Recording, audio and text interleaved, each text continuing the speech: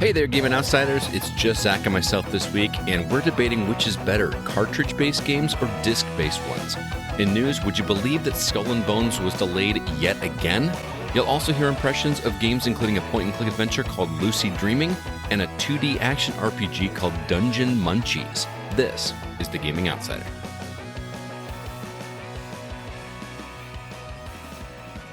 Greetings, programs, and welcome to the Gaming Outsider, a video game podcast with a focus on our incredible community, which can be found at thegamingoutsider.com.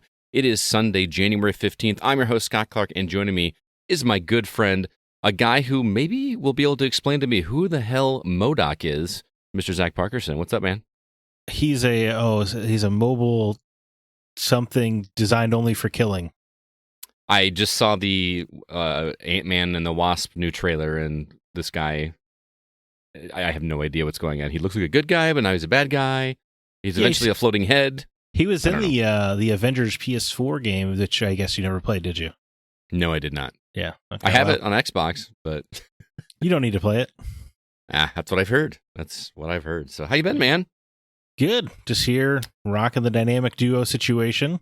I know. We haven't done this in a while. If you guys haven't been able to tell, neither CB nor Alyssa are available to record this week, so we're just doing a two-man show with Zack and myself. Kind of like the old E3 days, right, man? Oh yeah, without the gunshots. Yeah, the gunshots and the high-speed police chases and the barbershop chairs.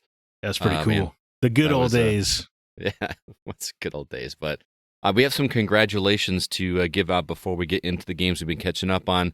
We did our giveaways for December. First off, I apologize, everybody. It took me so long to get those out. The holidays caught up with me, and I dropped the ball. But congratulations to Mr. Brandon Lloyd for winning the copy of Crisis Core Final Fantasy VII Reunion on Xbox. And also congrats to Mr. David Newman for winning the monthly Discord drawing. He wound up taking $20 in PlayStation credit. So congratulations to both of those guys. Stay tuned. I know we're halfway through the month of January, and we still haven't done a giveaway for January, so we're going to have to get on that. So stay tuned this week for what that's going to be. I'm sure we'll get back to you as soon as we can. But Zack, I'd like to hear what you've been catching up on this past week. Well, I didn't play very much video games because I've been watching 1883, which put me in the mood for a Western. So I actually booted up Red Dead Redemption 2. What? I know. Wait, the game that you said was so boring a few weeks ago and we got blasted on TikTok for talking smack about it? Did I? We both did. Oh, I don't pay attention to TikTok, so I don't know what we get blasted for. Well, I got an exciting update then for you. If you were disappointed then, let me tell you, this game's just as boring now. How much did you play? I just got to like the start of chapter 2, but I forgot all about the first chapter of this game is just in the snowy mountains. Mm-hmm. Do you remember that? I totally forgot about this. Yeah, don't you play as the dude from the first one? Or something? No, you're playing as Arthur. You rescue the guy from the first one. You rescue him, yeah. He implores you to rescue him. Right. I implores you. Yeah, but it's such a really boring, dull intro to a video game. Mm-hmm. Yeah, and like the gun fights are cool, but it's always like against like 6 dudes, so they last maybe 1 minute, and then you're just back to walking. I genuinely feel like Rockstar gets a pass when things aren't fun. Just because they're immersive and they're grand and have a licensed name behind them, it's okay. Yeah, right? And I get you could probably listen to our podcast 4 years ago, but to hear about it. But it's just I do like the immersive stuff, like how you can't carry a gun on your back or whatever. You have to like draw it from your saddlebags on your horse and then bring it into a fight and stuff like that is cool. But first of all, the mission design, yeah, you're right, just gets a total pass. Like it's just follow dude on horse, go to spot, shoot 3 dudes, follow dude on horse back. Right. And that's every mission. Yeah. And I mean, I played through Grand Theft Auto 5, and I feel like even that game gets a pass a little bit, but at least those characters were more interesting, and you did interesting things. Yeah, it had more variety, at least. Right. Because at least sometimes you had to race, or you were pulling off a heist, you were planning heists. It was so cool. Right. Or you're doing different things. This is all just like, go here and shoot dudes to get money, because Dutch has a plan. which goes on for a long, long time. And I want to be clear to everybody, I put like 15 hours into this game. I didn't just play it for an hour and say, like, I'm done. I gave it some time. Dude, the save file I booted up had 45% completion overall statistic. Oh, wow. So I really played the hell out of that game. And what made you want to go back into that? It's because I was in a Western mood from watching 1883 on Paramount Plus. Oh, because that's right. You said that just 5 minutes ago. I should have listened. Yeah, show about the Oregon Trail and stuff. But so I decided to try it out, and I was like, "This is." I almost want to keep playing because just like when it came out the first time, I'm like, "Am I missing something? What is going on?" Well, you're over halfway through the game now. I don't think you're missing something. No, I didn't. I'm sorry. That was my old save file. Oh. I'm saying right now, I'm saying my old save file was 45% completed, but not just the story, like overall. So I really did play a lot of the Red Dead Redemption 2 when it came out. Oh, you started all brand new. Yeah, because you said you saw the beginning again. So, yeah. It's all right. You'll catch up. I will. But yeah, it was just... I guess I expected time to be like, you know what, I can reappraise this game, but it was actually more boring somehow. Interesting. As for me, I got to play with the community this weekend, man. It was awesome. Alyssa and I met up with some of the community members. We had a full 10-person room on Golf with Your Friends. Wow. There were 10 of us playing that game at one time, which is a little chaotic when you're talking about, chatting with a group of 10 people, but everybody was really cool. And I don't know if you've played the game, but there's no interference with one another. So everybody is kind of playing their own version of the golf course, which acts more like a mini golf course than an actual golf course.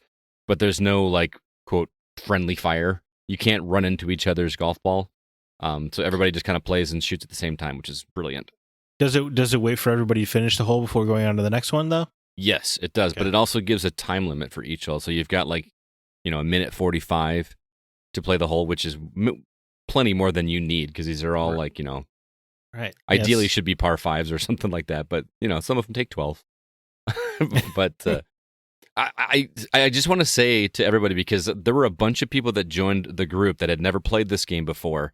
And you could tell that they came on just to be a part of the community, just to, like, come say hi and hang out and, okay, I'll play, but I'm not going to enjoy it.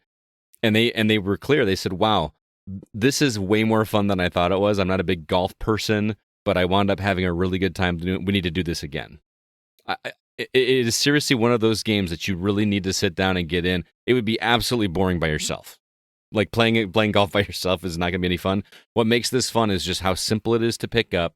You're actually doing something, but it's just kind of like background noise for conversations that you're having with friends. And then it does the gears thing where, when you die, or in this case, not when you die, but when you finish the hole, you actually get to go watch from somebody else's perspective and watch them just screw up over and over again, which is hilarious. Like you kind of make especially because you can be in a chat room talking to everybody. That's just cool. Yeah. Yeah. It's very, very cool. But man, we had, so it was Alyssa and myself, and I'm going to forget somebody's name and I apologize in advance. But we had, Newman was there. Not Drew Ross. Tim Thane was there. Paul Hine was there. David brought a friend from his hospital.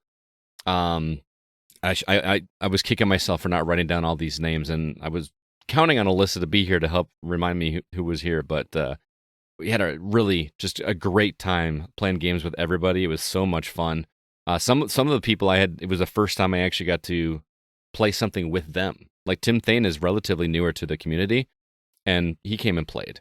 It was just a really good time. And come to find out that you can actually play golf with your friends on your phone and still be in the Xbox chat. So one guy, it took us a while to figure it out, or for him to figure it out, but he was playing with us on his phone and still using, like, through the Xbox app or whatever, and was able to use the Xbox chat because we weren't using Discord, we were using the Xbox. And what a great just, like, sit back and chill and BS with your friends game.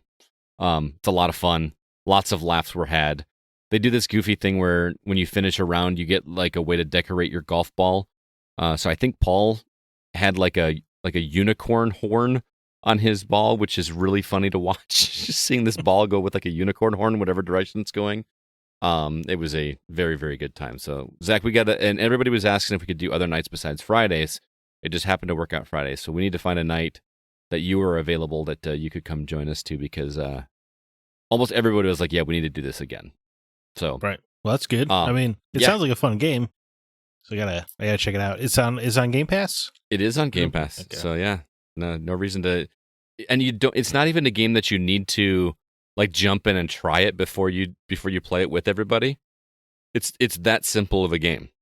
It's literally mini golf, right? Or it's mini golf without the swing. You know how like without the 3-stage swing that most golf games do, like one for power, one to stop the power, and one for accuracy.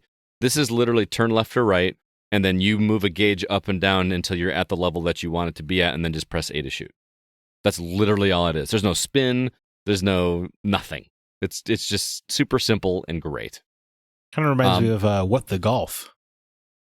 Isn't What the Golf the one where like you're just doing insane stuff? Like yeah, you're playing mini golf in like secret labs and stuff. Yeah, this one is. This one's great. We played one level that was based on worms. Remember the Worms games? Of course, they're great. Yeah, I had never even knew this level was on there, but like you're just looking around and there's worms and landmines and stuff all over the course, and jetpacks. Like you actually have to go aim the ball through a hoop to get a jetpack, and then you control your ascent with you've got a little meter that shows how much jetpack power you have and stuff, and it was a lot of fun. Dude, they do a hockey version of it, which doesn't make any sense when you hear it. When you hear somebody say air hockey, or not air hockey, excuse me, hockey, just regular ice hockey.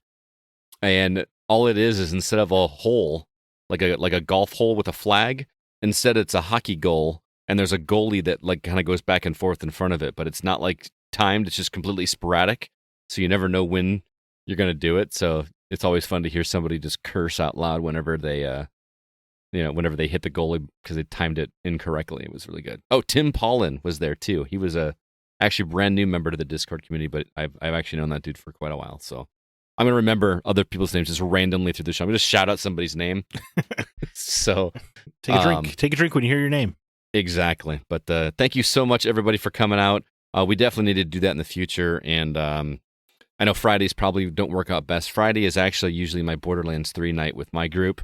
I have a feeling that's going to turn into our Diablo 4 night whenever that game releases. So, yeah, Fridays aren't going to always work out the best. It just happened to because one of our members was not available this past Friday. So, anyway, let's go ahead and jump into the week's news.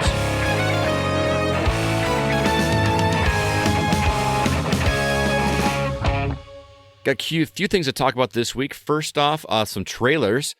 This is not necessarily a brand new game. It's not even an official game, but the game is called Mega Man X Corrupted. It's a fan-made game. I would definitely want to talk about that. A game called Retrospace, which is an immersive sim/disco punk/stealth action/space horror FPS. A lot of people are excited about that one. And then a game called Gripper, which is a challenging Akira-inspired boss fight on wheels coming to PC and Switch later this year. Also, Skull and Bones is delayed again. Also, Microsoft announced an upcoming developer direct for them and Bethesda. We may be getting a film based on Dead Space, and somebody actually stood up to Nintendo's DMCA claim about at the end of December. So lots of juicy tidbits to talk about. Zach, where would you like to begin? Let's get the funny out of the way, huh? Skull and Bones delayed again. I think this is the 7th delay since the announcement. 6th. Close, yeah. Sorry, I didn't mean to exaggerate. Dude, what is going on here? I mean, Ubisoft, it sounds like they're in some general and genuine trouble. But, dude, what do they see in Skull and Bones that they think it's going to be worth all this? I don't know. Here's their statement. They say, we believe players will be positively surprised by its evolution. The additional time has already paid off and brought impressive improvements to its quality, which has been confirmed by recent playtests. That game was playable at E3 4 years ago? 3.5 years ago? Yeah, well, E3 2018 it was playable. So 4 years ago, over 4.5 years ago, that game was playable. Did they just completely rehaul the game? I'm not a game developer. Clearly, I don't know what it takes to do this, but would I be wrong in assuming that when we saw that game, it was pretty close to done? It looked ready to ship to me. I mean, it didn't look very exciting, but no, I mean, I appreciated the naval combat stuff in the Assassin's Creed games, but I always liked it as an ancillary part of the game. Like, it was something fun to do on the side, nothing that I wanted to do for the entire time. No, and I never once thought, boy, I'd like to do this against somebody else. Well, yeah, I mean, you and I aren't multiplayer guys in general, so I mean, you've weirdly gotten into Fortnite in these past few months, but when they did the no build mode. But yeah, I don't know. The only thing that I can think that they're doing is they are actually listening to people and doing some kind of single player combat. Because remember when they started talking about it and they said there is never a time that you get off the ship, which is kind of what we are used to in Assassin's Creed. So maybe they just completely rehauled this and actually done a single player experience as well. Say the last time they showed it off, you could get off the ship, but it was all like, it was just like a dock where you could hang out with other players. So you weren't doing anything, just walking around trying to, I guess, show off your microtransactions, presumably. Right. I don't know, and I feel like a game like Sea of Thieves, which has been out for quite a long time now, has kind of already done that multiplayer aspect of it. I understand that Sea of Thieves is not nearly as realistic as Skull and Bones is trying to be, but I feel like they've already captured that pirate magic of playing against other people and navigating with the crew, and you know what I mean? Yeah, I don't know how much room there is for pirate multiplayer games. Right. I mean, that's just me. I know that there's a lot of people really excited about this, but 6 times I'm getting less and less interested. I mean, my only real interest is just morbid curiosity as to whatever they've done with it at this point, right? Yeah, I mean, even when they announced it, I was like, that's interesting, and then I didn't think of it again. So after 5 or 6 years of delays and stuff, I couldn't be bothered to care. Right. I mean, and here's the other thing. They also canceled 3 other games that they haven't even announced yet, which I believe is on top of the 4 that they already canceled in 2022. Yeah, man, it's not looking good for Ubisoft. And I wonder why. Like, why is that? Because Ubisoft has always been known for making games that people really like. I mean, and they've never been as buggy as like Bethesda games. I don't know. I mean, they've done the weird thing with the Prince of Persia game. Remember that? Right. Yeah. Where it was almost done out of India, and then they're like, now we're just going to redo it over here in Montreal. Right. Yeah. Why? I mean, I've heard that they actually listened to the fans and where the fans said, "Hey, we just want a prettier, better looking version of the game, not like this from the ground up kind of thing." Right. Well, so and also they just go back to the drawing board and just demake it. And their prettier version didn't really look that much prettier anyway. Right. So, yeah, I mean, maybe the manager, right? So they fired a bunch of managers a couple years ago because they were doing all those internal investigations into sexual misconduct. And it turned out almost every single team lead had sexual misconduct allegations. Right. Yeah, there's some shady stuff going on as well. Yeah, so I'm saying maybe the people that replaced them weren't ready for that kind of job and responsibility. Mm-hmm. And maybe things have been mismanaged because Ubisoft has a completely unwieldy and unnecessary 20,000 employees. So that takes. I didn't know they had that many employees. Dude, Holy cow! That's twice what Activision has. Call of Duty company has. It makes no sense. Absolutely no sense to have that many employees. Yeah. Insane. Yeah. You just start with. But then if you start laying people off, then you're going to have Jason Schreier writing articles about you. So.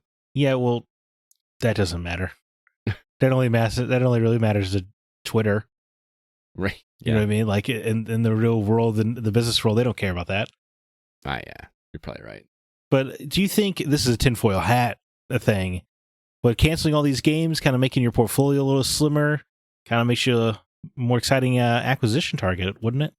That's kind of where my mind was going as well, man. I feel like that's the bigger story. That should have been Did anybody make that call, like in the predictions episode about Ubisoft getting acquired?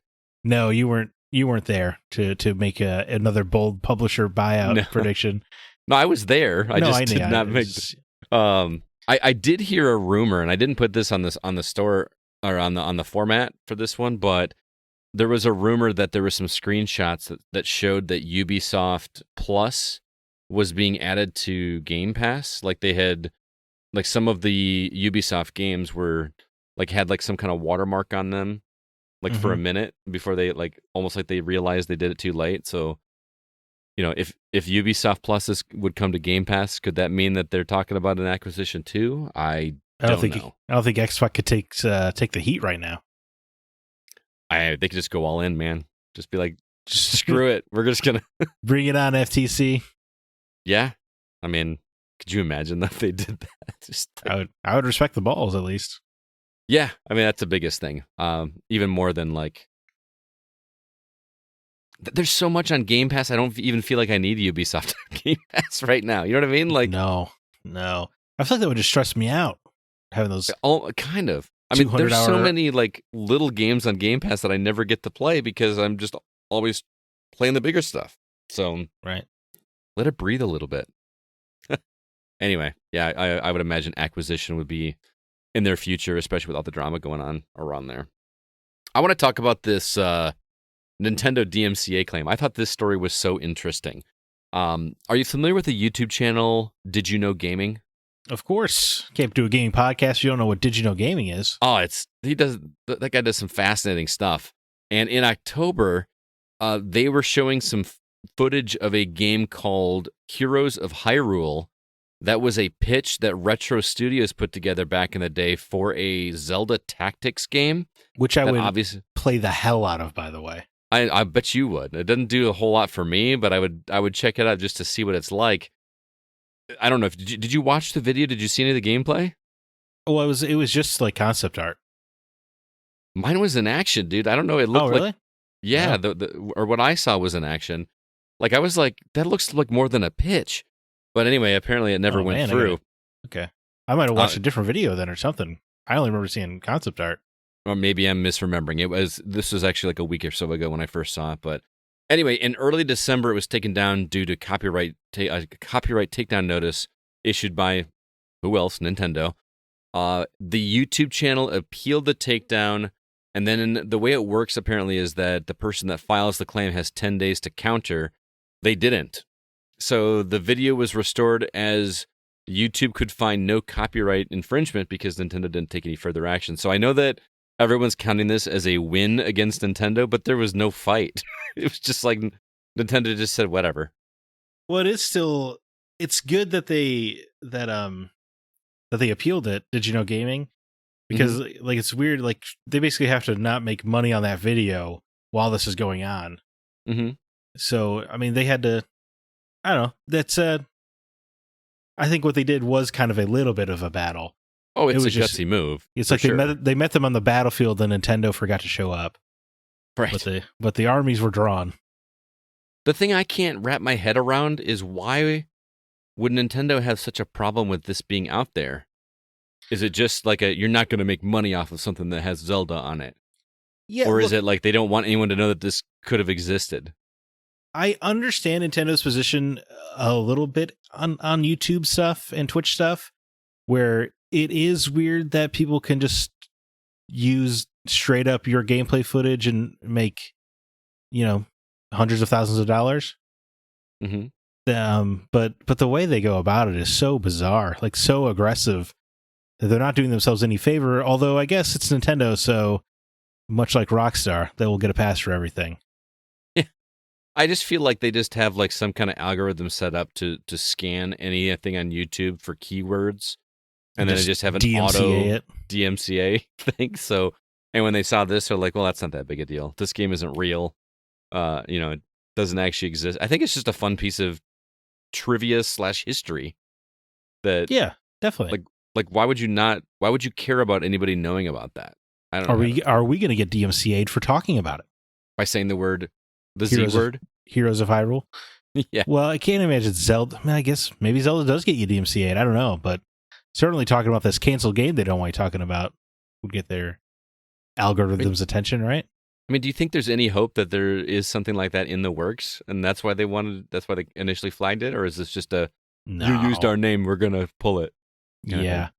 It was probably just a trigger-happy intern. They probably have the intern pool just scanning YouTube every day, going after people. I hope. I mean, I'm not saying I hope so, because it sounds like you would love to play a game like that. I mean, they've gone outside the box with the Zelda franchise. They did the Hyrule Warriors games. They did the what's the rhythm-based Cadence of Hyrule. Oh yeah, forgot about that. Which wasn't even made by Nintendo. They just let them use that license, which is so weird. So weird. There's no rhyme or reason to Nintendo's decision making. Yeah, don't get it. But that was success. I actually re-downloaded that game this week. I forgot that I bought it, and I keep seeing all this DLC for it. I'm like, I need to go back and give that game another try because I love Zelda so much. But you sure anyway, do. Are there any other stories you want to talk about before we move on? No, I think it's cool that Xbox is finally looking like they're catching up and doing their own little directs. I think that's good. There's not really much to talk about other than it's January 25th at 2 p.m. Central Time. I think it's cool, and I think it's smart that they're giving Starfield its own separate showcase later.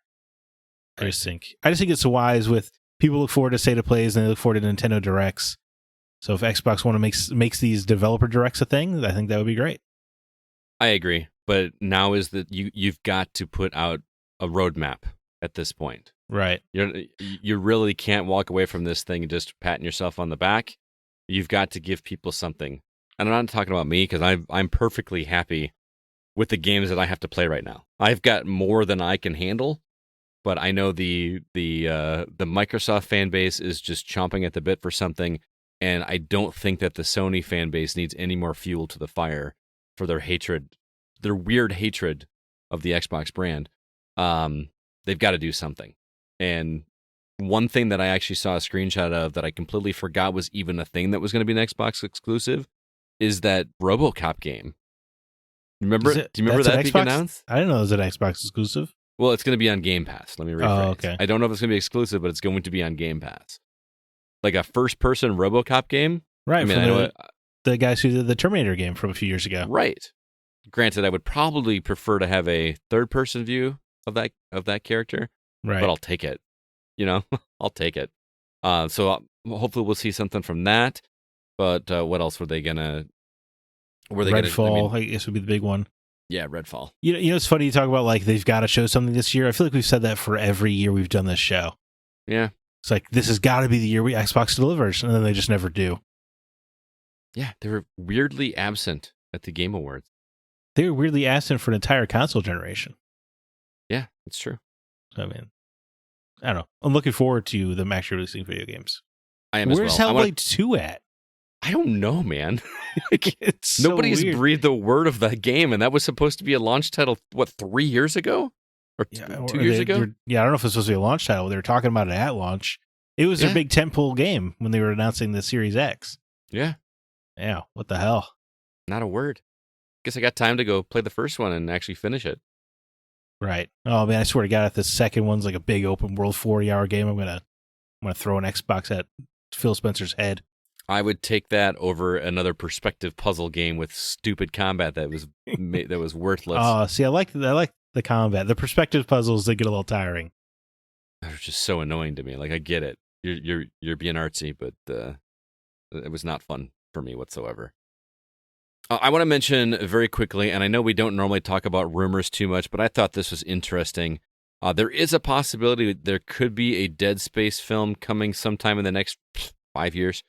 John Carpenter, of all people, was doing an interview with Variety, and apparently in the past he had expressed interest in directing a movie based on the game, but in this particular interview, he said that he was not involved in any such project, and he went on to say that, quote, they already have another director involved. So take that for what it means, but that kind of sounds like, well, they've got a director, which sounds like there is a movie. I mean, he just kind of talked about it definitively in this thing, like it was a thing. Who would you like to see direct a Dead Space movie besides John Carpenter, which would have been perfect? Right. Yeah. I don't know. I know when the movie was originally first announced, it was DJ Caruso was announced to direct, who was the director of Disturbia. Oh, okay. That was that movie. That was like in 2008 though. Oh yeah. So that was some time ago. But I don't know. Dan Trachtenberg. Yeah. There you go. Okay. You know what I'm Yeah, talking that's about? fine. Yeah. I mean, do. he's. I just want a gamer to be directing a gamer movie. You know, like a Mhm. guy that gets it. I know he did 10 Cloverfield Lane, which did tension very, very well. Right. That was a great movie. I really enjoyed that movie. I actually even enjoyed the ambiguous ending of that one, which is weird for me. What a tense, fun movie. I think that would be great. Give him a budget. Let's do this, man. But anyway, that's all I wanted to mention about that. The other thing I wanted to say, because I feel like you're interested in this as well, Zach, this trailer for Mega Man X Corrupted, which again is not a licensed, made by Capcom game. This is just a project that this dude has been working on for like 7 years, and it's finally starting to see the light of day. Did you get a chance to watch any of the gameplay for this, Zach? Yeah, man. I mean, first of all, I was quite taken by the sprite artwork, which is stunning. It's fantastic. Gorgeous Really looking good. sprites, yeah. But it also just straight up looks like Mega Man X. It does. Which is a compliment, of course. I love the Mega Man X game so much, but this one also is doing things a little bit differently. Like the Mega Man series in general has always just been like, pick your stage, go to your stage, acquire a weapon, and then, use that weapon on the next boss kind of thing. This is doing the RPG thing where you're actually leveling up, and and the gear gated open world thing where you're going through to make your way to each robot stage instead of just, I don't know. It looks really great, and I want to get my hands on it as soon as possible because it looks really, really awesome. So yeah, it looks cool as hell. It really does. I feel like you would also be interested in Gripper because you were talking about that. Gripper did look cool. It does have some speed bikes, but it really did remind me of Fury, the boss battler from a few years ago. Okay, and with the anime aesthetic, yeah, I think it looked super slick. My holdup is just because it said early 2023 release day, mm-hmm. and I was just early 2023 has enough release dates as it is. Yeah, 2023 is looking busy. Yeah, and I don't want to be the guys who complain every week about too many video games, but it's just like for like an indie game like this, it is just, boy, I wouldn't want to go up against that release window. Mm-hmm. But, I mean, there's also a subset of people that have no interest in the AAA big budget games. You know yeah, what I mean? I'm saying even the AA, like, yeah, there's quite a few releases coming. That's true. Very true. All right, well, that's the week's news. Let's go ahead and move on and talk some quick housekeeping. I want to remind everybody about our Patreon. If you'd like to help us out, maybe throw a buck or two or three in help the gaming outsider out, you can do so over at patreon.com/thegocast. And if you do, you may get some bonuses as well.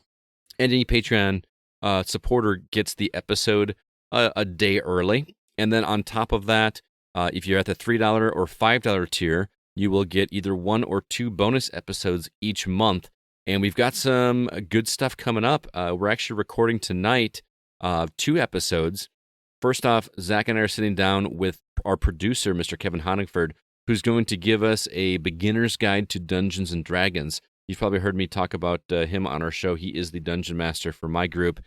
He's got some good information to share. And also, I'm actually teaming up with John Davenport over at The Hollywood Outsider.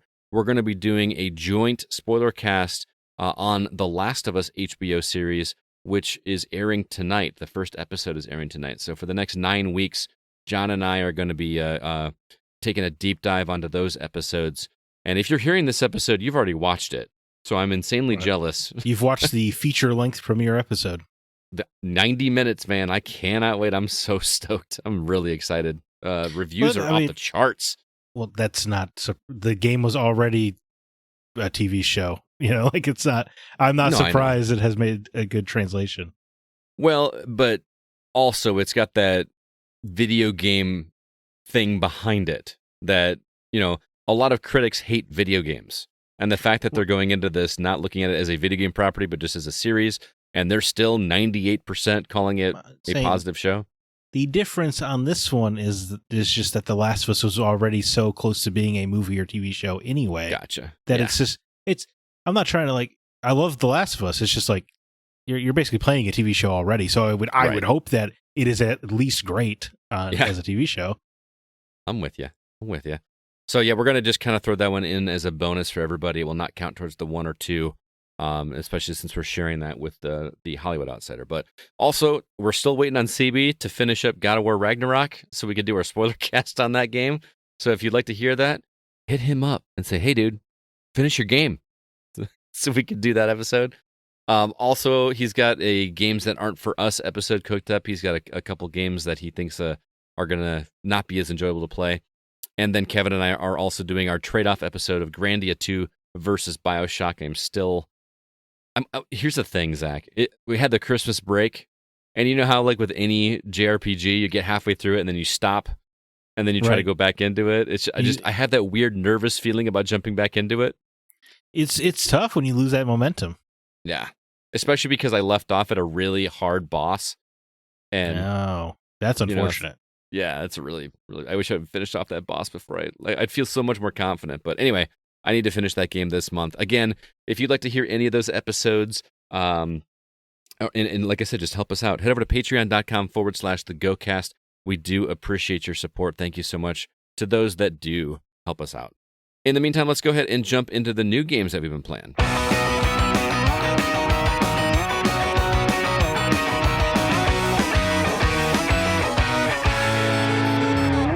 All right, Zach, what new games are coming out this week that people can look forward to? Nintendo fans rejoice as the next Fire Emblem makes its way to Nintendo Switch. Fire Emblem Engage, coming January 20th. Monster Hunter Rise leaves the Switch. It comes to PS5, PS4, Xbox Series consoles, Xbox One, January 20th. Pocket Card Jockey Ride On. That's right, a Pocket Card Jockey sequel. Comes to iOS January 20th. Just a side note, I believe that Monster Hunter Rise is coming to Game Pass. Oh, wow. Yeah, that's a Game Pass game. That feels like a big get. It does. Pocket Card Jockey, restricted to Apple Arcade, I'm pretty sure. That's unfortunate.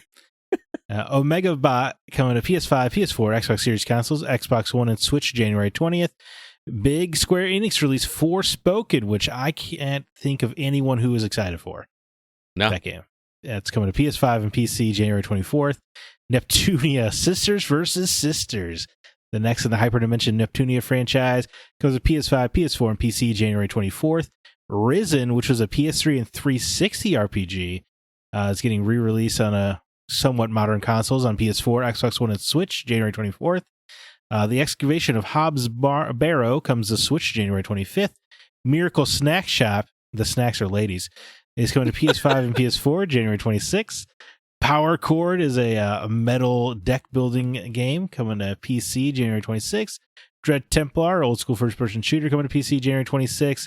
And this one's kind of interesting because this Hitman World of Assassination comes to PS5, PS4, Xbox Series consoles, Xbox One, Switch, and PC January 26th. But that's really just they're combining Hitman 1, 2, and 3 into like a single launcher finally.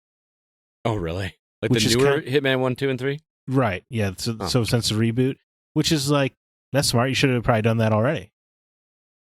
Yeah. I mean, you can't do it as if they don't all release at the same time. I mean, you couldn't do it right when... I understand that. It's just, this finally feels like, this feels like the culmination of what they've been building to for years, of just kind of having a platform to build off of, their Halo Infinite version of Hitman, I guess, in that way. And that's cool. Sure. They can keep raking in money while they make that James Bond game. Right. Yeah. Is anything on here jumping out at you, Scott?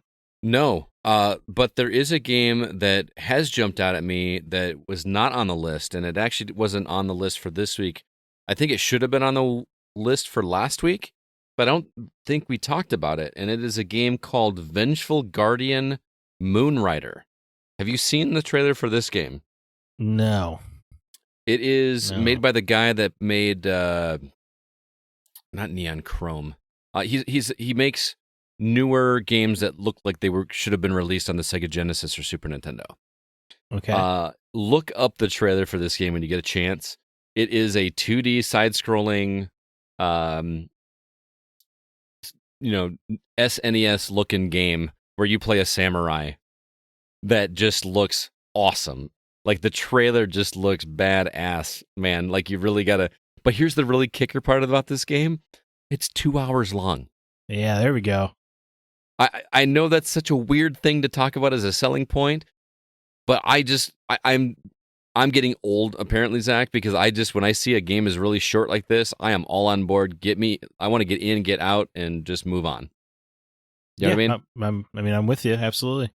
So I think this one came out about 4 days ago, but so it should have been on last week's list probably, but I didn't see it until this week. I love getting lost in a world for dozens of hours, but as for me, my old manism is as every video game becomes more and more like every other video game, it's harder for me to get lost in games. Right. As they all just kind of keep playing the same. Also, as for me, dude, I don't think there's anything on this list that I really want to play. I'm so far removed from Fire Emblem. I don't know if I could ever get back. And Forspoken looks like just one of the worst written games ever. So I just, it'll be I guess maybe I will play some more Red Dead 2 after all. Oh, that makes me sad, dude, that you're going to spend the week playing. I can't imagine. I kind of want to do a little bit more of this chapter 2, but I don't think I can. Unless something happens that I totally have forgotten about, I don't think Red Dead 2 and I are going to be friends. Okay. But anyway, fair enough. You've been playing Lucid Dreaming on the Nintendo Switch. What's good? It's a point and click game, right? It is a point and click adventure, man. And I mean, I assume that you've played some of the old school ones like The Secret of Monkey Island and of course, yeah. I mean, later in life I did it with the Xbox releases, but yeah. Okay. Well, I grew up playing these games, and I actually mentioned this in my review that I've never been much of a PC gamer, although I did have a PC as a kid that I used primarily to play point-and-click adventure games and pinball.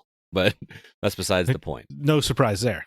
Yeah, I mean it was ridiculous pinball, but that was my start with pinball. Were you too old for the pinball table that came with like every computer, where it was like the astronaut guy, the space pinball table? No, that was in there, but I had a different version. Like it was a game that was like that. It was a one that was included with Windows, but it wasn't the Spaceman one. But I know what you're talking about. All right. No, but I played a lot of point-and-click adventures, and Lucid Dreaming is made by by Tall Story Games, and they were kind enough to hook me up with a Switch copy of the game. It's not available on Switch yet. It will be available on February 28th, but it's available right now on PC, Mac, iOS, and Android.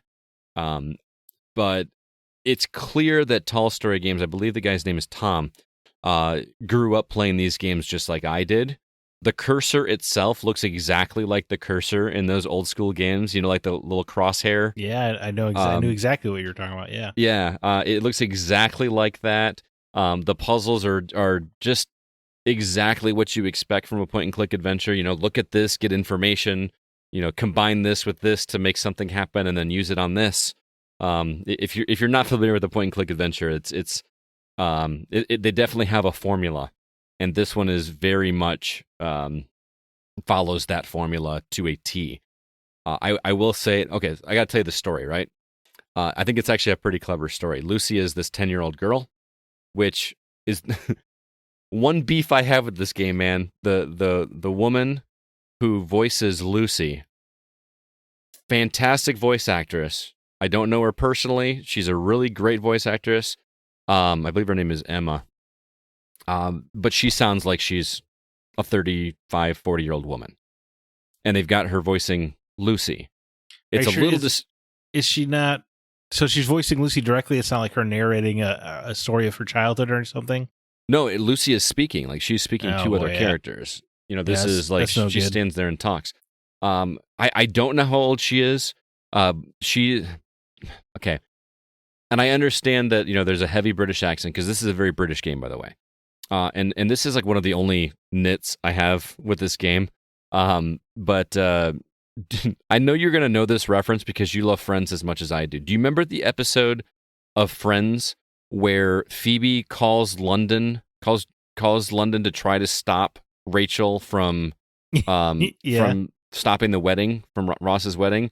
And Phoebe gets a hold of like the housekeeper at Emily's house, and it's this British woman that answers the phone and says, "When one answers the phone, the proper way is to say, 'Who is speaking?'" And you know what I'm talking about? Yeah. That is who Lucy's voice reminds me of. So imagine that woman voicing a 10-year-old girl. What a specific reference. That's every time I hear Lucy talk, that's what I hear. And I'm not knocking on the voice actor. She is a tremendous voice actor. I could sit and listen to her read the phone book. I just felt it very distracting that I was playing a 10-year-old girl that had that voice. You sounded like a mother of three. Right. Yeah. And she's probably like actually like 12 years old and just very mature for her age or something. I'm going to be a total jerk right now, but anyway, lovely person. I'm sure. Lucy starts the game and she's having a nightmare where she's just falling straight to the ground, and she wakes up when she hits the ground. And so she's like, "Wow, that was a terrible nightmare. I need to do something to get rid of these nightmares." So, after solving several puzzles, you find your father's psychology book that gives you tips on how to thwart bad dreams. And so she constructs this dream box, and she discovers that if she puts this dream box next to her bed and then puts certain objects into it, she's transported to someplace else when she goes to sleep. Oh, that's kind of clever. Right. So it's all about figuring out which objects go into the box, and then once you go into this other dream realm, you have to solve puzzles and you eventually get some kind of item that you're going to bring back to help you lead to the next item that will go into the box to take you to a different dream world. Because what happens is, once you fix something in the real world, it has an effect on the dream world, much like, I know this is another weird reference, but you remember in Link to the Past where like you would do things in the dark world, and then you go back to the light world, and now the light world is changed because of what you did in the parallel universe kind of thing? Yeah, of course. So it's kind of like that. Like you'll have a glass of water, and if you dump the glass of water in the fish tank, when you go back in the real world, this pool of water is no longer there. You know what I mean? And now you can walk around on the dry land. It's kind of that kind of stuff. But then what you do is once you solve whatever you need to in this dream world, you come back, you take the dream box away and go back to your normal nightmare, and you now have some object to stop whatever nightmare you're having. So I'm not going to spoil it, but you get an object that allows Lucy to stop from falling. But then once she stops from falling, now she's being chased by a giant monster. So you have to find an object to stop this giant monster from chasing you. And then in another one, you're drowning in the ocean, and you have to figure out what object you need to stop to keep you from drowning from the ocean, and so on and so on and so on. So that's like the basic premise of the game. But then the game takes like this dark turn, which is, I really appreciate it, because now not only are you trying to stop Lucy's dreams, but you're also investigating a 10-year-old murder that happened in your town. Oh, okay. What a twist. Right. And as it turns out, and then it becomes this question of whether or not that has something to do with Lucy's nightmares. So you've got that overarching question. It's a brilliantly told story that I was pleasantly surprised, and I really appreciated where it goes. I will tell you, this is a tough game, man. If you've played those games, you kind of have to randomly try combining items together, or you really have to investigate the environment to get clues in order to kind of figure out what you need to do. You need to do some random stuff in order to complete this game. Like combine things that, when you think about it in the moment, they do make sense, but if you look at two objects, you would never think to combine them together. You know what I mean? Yeah, like twine in a rubber chicken or whatever. It was a rubber chicken. It was a rubber chicken with a pulley in the middle. Was the joke from the Monkey Island games? Okay. That's another thing this game does. This game is clearly a love letter to those classic point-and-click adventure games, because there are references like that. Like she'll say something like, "Well, it's better than a rubber chicken." Yeah, you know what I mean? Like she'll That's just good. I like that. Yeah, there's just all kinds of little references like that. There are jokes aplenty. I mean, there's one of the realms you go to is like an open mic night at a comedy club, and you have to. It's like this game's version of insult sword fighting, but instead of insult sword fighting, you have to learn the joke and the punchline, and you have to match them up, which I thought was kind of a fun throwback without doing the exact same thing. But yeah, you have to do some things that do make sense, but it's like, man, it would take a lot to actually come up with that without you have to have a lot of patience. I will say it's fantastic. It's a really well-made game. It is made for point-and-click aficionados. I say if you've never played one of these games before, I think you're going to struggle unless you use a guide. I wouldn't say this one should be your first. Not only because of the difficulty spike, but also because a lot of the jokes aren't going to make sense if you didn't grow up playing these games. I'm not saying avoid it. I'm just saying go into that knowing that and prove me wrong. But so it's kind of it's an adventure game for adventure game fans. Exactly.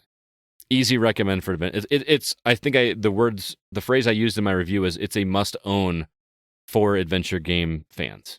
Like it's just a no-brainer for you to play this game. Hope our friends over at the Adventure Games podcast are listening to this. Yes, actually, Thomas knows the developer. Actually, like when I told him that I got a review copy of it, he said, "Oh, hey, say hi to Tom for me," and I did. And he's like, "Oh yeah, I know Thomas." So you mean Thomas Beck's host of the Adventure Games podcast? Yes. See how we gave you that plug there, Thomas? Because I know he's listening. So, Lucy Dreaming. Again, if you want to play it right now, you can get it on PC or mobile. You'll have to wait until. Oh, that's the thing I want to talk about is because it is coming to Switch. I talked about Return to Monkey Island, which I played on Switch earlier in 2022, and that game actually gives you free movement of Guybrush, right? Like you actually move the character around. This one doesn't do it. This sticks to its roots, where you move the cursor around with the joystick, which can get cumbersome. But as I'm playing it, I was like, man, it would be kind of nice if instead of having to move the cursor down to click on, use or pick up or whatever, if I could just toggle between those things so I never have to actually like even move the cursor down there to click it. And lo and behold, the bumper buttons let me just toggle between all those things so I don't have to move this cursor I know it sounds like a first world problem, right? I gotta but when you're doing it with a mouse, it feels much more fluid. You know what I mean? It feels cumbersome when you're doing it. But I found myself playing the game almost as if I were playing on a mobile device. I mean, I am. I'm playing it on a Switch. I played the game almost entirely holding it in my left hand and just pointing and clicking with my finger. Yeah, that's great. And just to kind of discover that it actually does work that way was great. So if you do have a Switch and you want to try to get into this genre, this is as hardcore as they come. Don't let the cute aesthetic of a 10-year-old girl fool you. This is a challenging point-and-click adventure, but I really appreciate it, and I laughed multiple times. Dude, wow. Okay, there's a big recommend for adventure game fans there. Mm-hmm. That's not the only game you've been playing, though. Also on the Nintendo Switch, you've been eating some demon meat, letting that meat slide down your throat. Yes, I've been playing a game called Dungeon Munchies, which I looked at the trailer for this game and I said, yes, this is a Scott Clark game. It's goofy, 2D, not quite gear-gated adventure. I mean, it's almost like a linear gear-gated adventure. There's some light backtracking, but and you're just constantly getting upgrades to weapons that just seem crazy and awesome and ridiculous. I had to play this game, so started playing it. Boy, I am. Oh no, that sounds the sounds of regret there. I started out great with this game. It was I was really digging it. I am struggling. I'm near the end of the game, and I am struggling. I am really forcing myself to push through it. So. The things that this game has going for it that are good are the dialogue animations or dialogue sprites are gorgeous. It looks like you're playing like a Japanese anime in some days. There's a goofy story where there is a you're on like a apocalyptic Earth where humans have fled and gone to like another planet because the planet was no longer usable. So, but all of the like demons and ghosts and stuff are still there because why would they go? Which I thought was just such a cool concept. First off, like, can we get like a deeper game based on that concept? Like, you know, The Sure. planet's desolate, but the ghosts and everything are still alive. I was like, man, I want a really good game. Yeah.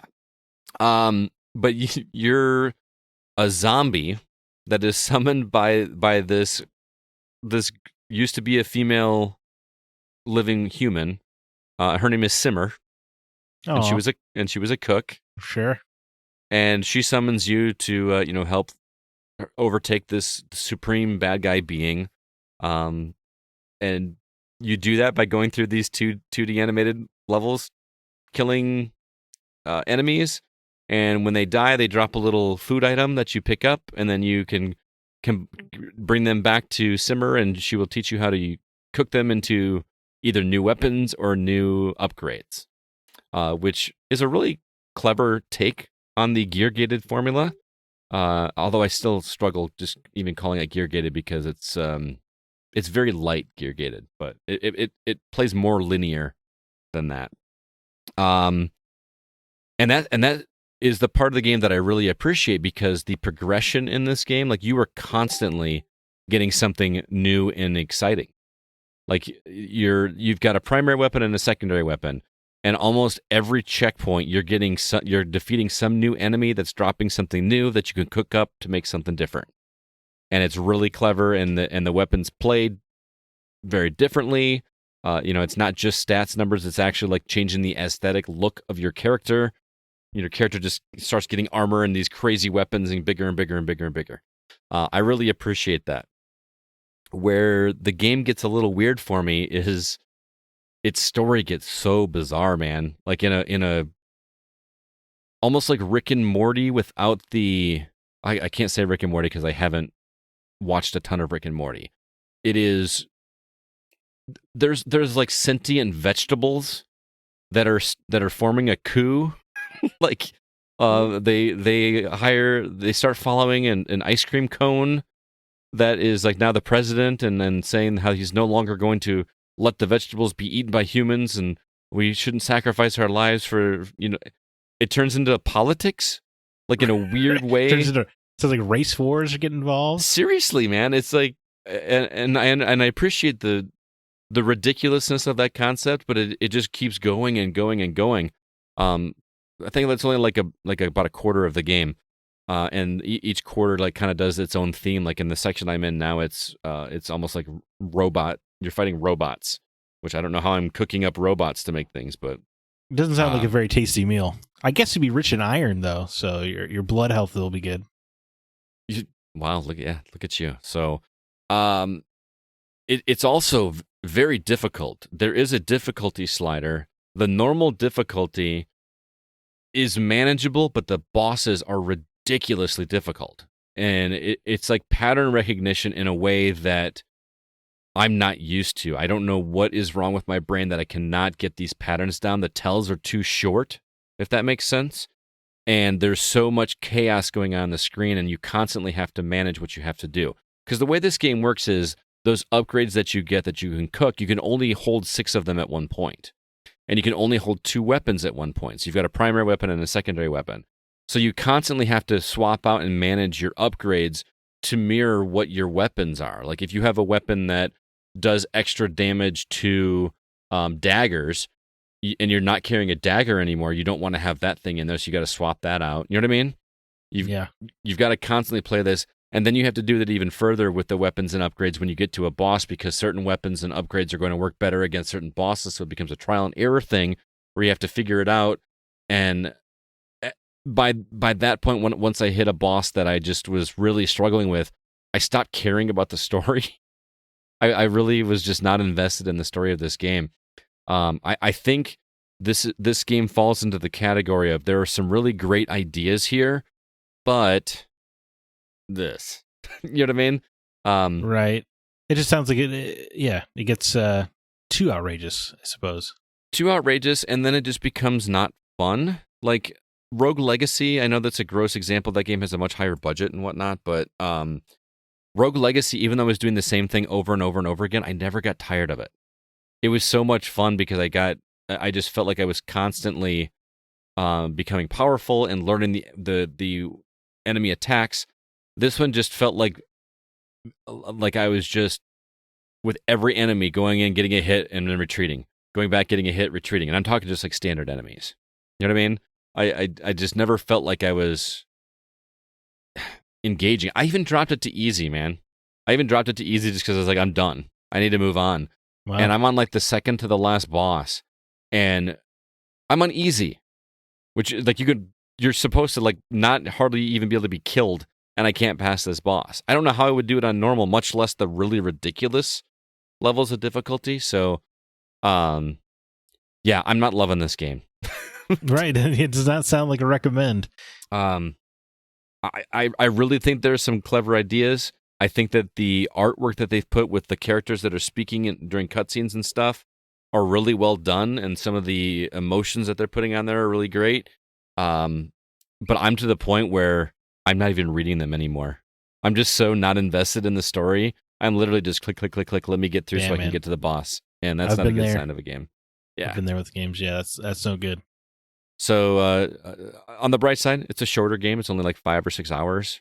And it's pretty linear. It does have those like little hidden passageways where you find new recipes that unlock different weapons and things, and those are kind of fun to be like, oh, I bet you there's something up there, and you do realize there is something there, and it's kind of fun to have that. And some of the permanent upgrades you get a double jump and a wall cling and a triple jump and a dash and all that kind of stuff that you get in standard, gear gated games. But you don't find them. You just find them linearly along the pathway, so they don't feel quite as earned. Doesn't feel quite as rewarding when you don't have to actually look for it. Right. And the game moves so linearly that, the only real reason you have to backtrack or to go kill more enemies in order to farm for the resources to get other upgrades and stuff, which I just don't really have any interest in doing. So, Dungeon Munchies. I'm not absolutely loving it, but the reason that I got a press release on it is it's getting a physical release. So apparently there is a pretty big fan base for it. Otherwise, I feel like they wouldn't be putting it on a physical release for people to pick up. So I think you only have to print 1,000 discs for PlayStation. So okay. You don't necessarily have to have a huge audience. Is all I'm saying. Fair enough.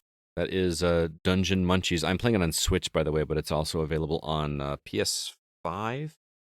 It's getting physical on PS5. Yeah, because I just learned this the other day. The minimum print count to make a physical disc on PlayStation is 1,000. Same with Xbox, but for a Switch cartridge, it's 4,000. Oh, interesting. So that's why sometimes you see a game get a physical release only on PlayStation, but not on Switch, or vice versa. Gotcha. Well, hopefully people that like to criticize me for being too positive about games are listening to this one, because I'm not overly positive about this game, but I'm also trying not to be mean about it. So I hope people like it better than I did. How could they think you're too positive when you just you were so disappointed that I even booted Red Dead back up? Yeah, that's true. I mean, because you had so much better games to play. There's just so many more possibilities. Exactly. You're absolutely correct. Metroid Dread. Dude. That's funny. I was just looking at that in the store. But yeah, you're not wrong. There's just not a lot of Western opportunities. It's like everybody just kind of gave up once they saw Red Dead. I mean, Evil West is probably the next closest thing right now. I'm in the middle of that. I should get back to that. That's it was a little. It wasn't quite the realistic tone I was looking for. Oh no, that feels more steampunk than Western, honestly. Yeah, it just happens to have 6 shooters. Yeah, that's pretty much it. We need a sequel to Gun. Can we get that, please? Dude, I loved Gun. So did I. That game was dope. Like Tom Jane. If that game came to backwards compatibility, like Crimson Skies and Splinter Cell and some of those, dude, I would play. I would buy that. I would pay $10 for that easily. You know what's kind of cool about Gun? It was an open world game that was only about 8 to 10 hours long. Yeah. And it was great. It just felt rewarding. It was so much fun clearing off that map and collecting all those little gold things. And it kind of had this arcadey feel to it, which makes sense because it was made by Neversoft. Yeah, that game was really good. Yeah. Can we do a Patreon episode on that? Go back and replay that game? Gun? If there's a way to play it on... Are we sure it's not backwards compatible? I'm not sure. We should look into that. Googly search. See what we find. All right, moving on. Want to remind everybody about where you can follow the Gaming Outsider and join our community. If you like to play games and like to play games with people, I have resolved this year to do that more often with our community, and I did so this past week. But you can join the groups. Our first one is at facebook.com/groups/thegocast. We actually have a couple new members over there to say hello to, Mario Vandry and Jeff Schaefer. Welcome to the community. Also, our Discord server is where a lot of games have been kind of coming together a little bit more recently. There's a link to that in the show notes for this episode. And we need to say hello to some new people there as well, including Abby Burns. It's an old coworker of mine. She actually was in town this past week. Lynn Green, we talked about him on last week's episode. He's got that comic shop down in Alabama. And Tim Paulin, who I also played with this weekend on Golf with Your Friends. He's an awesome dude. And so they joined the Discord community as well. Also, drop us a review if you get a chance over on Apple Podcasts or wherever you listen to the show. We would greatly appreciate it. And lastly, our website is thegamingoutsider.com. There you will find all of our episodes, as well as all of our written reviews and editorials that we decide to do someday.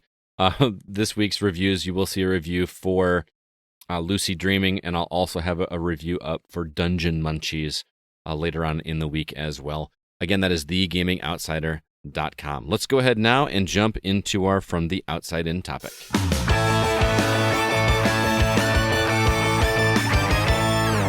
This week's topic came from Nate Lucas, who suggested that we discuss which platform we preferred, cartridges or discs.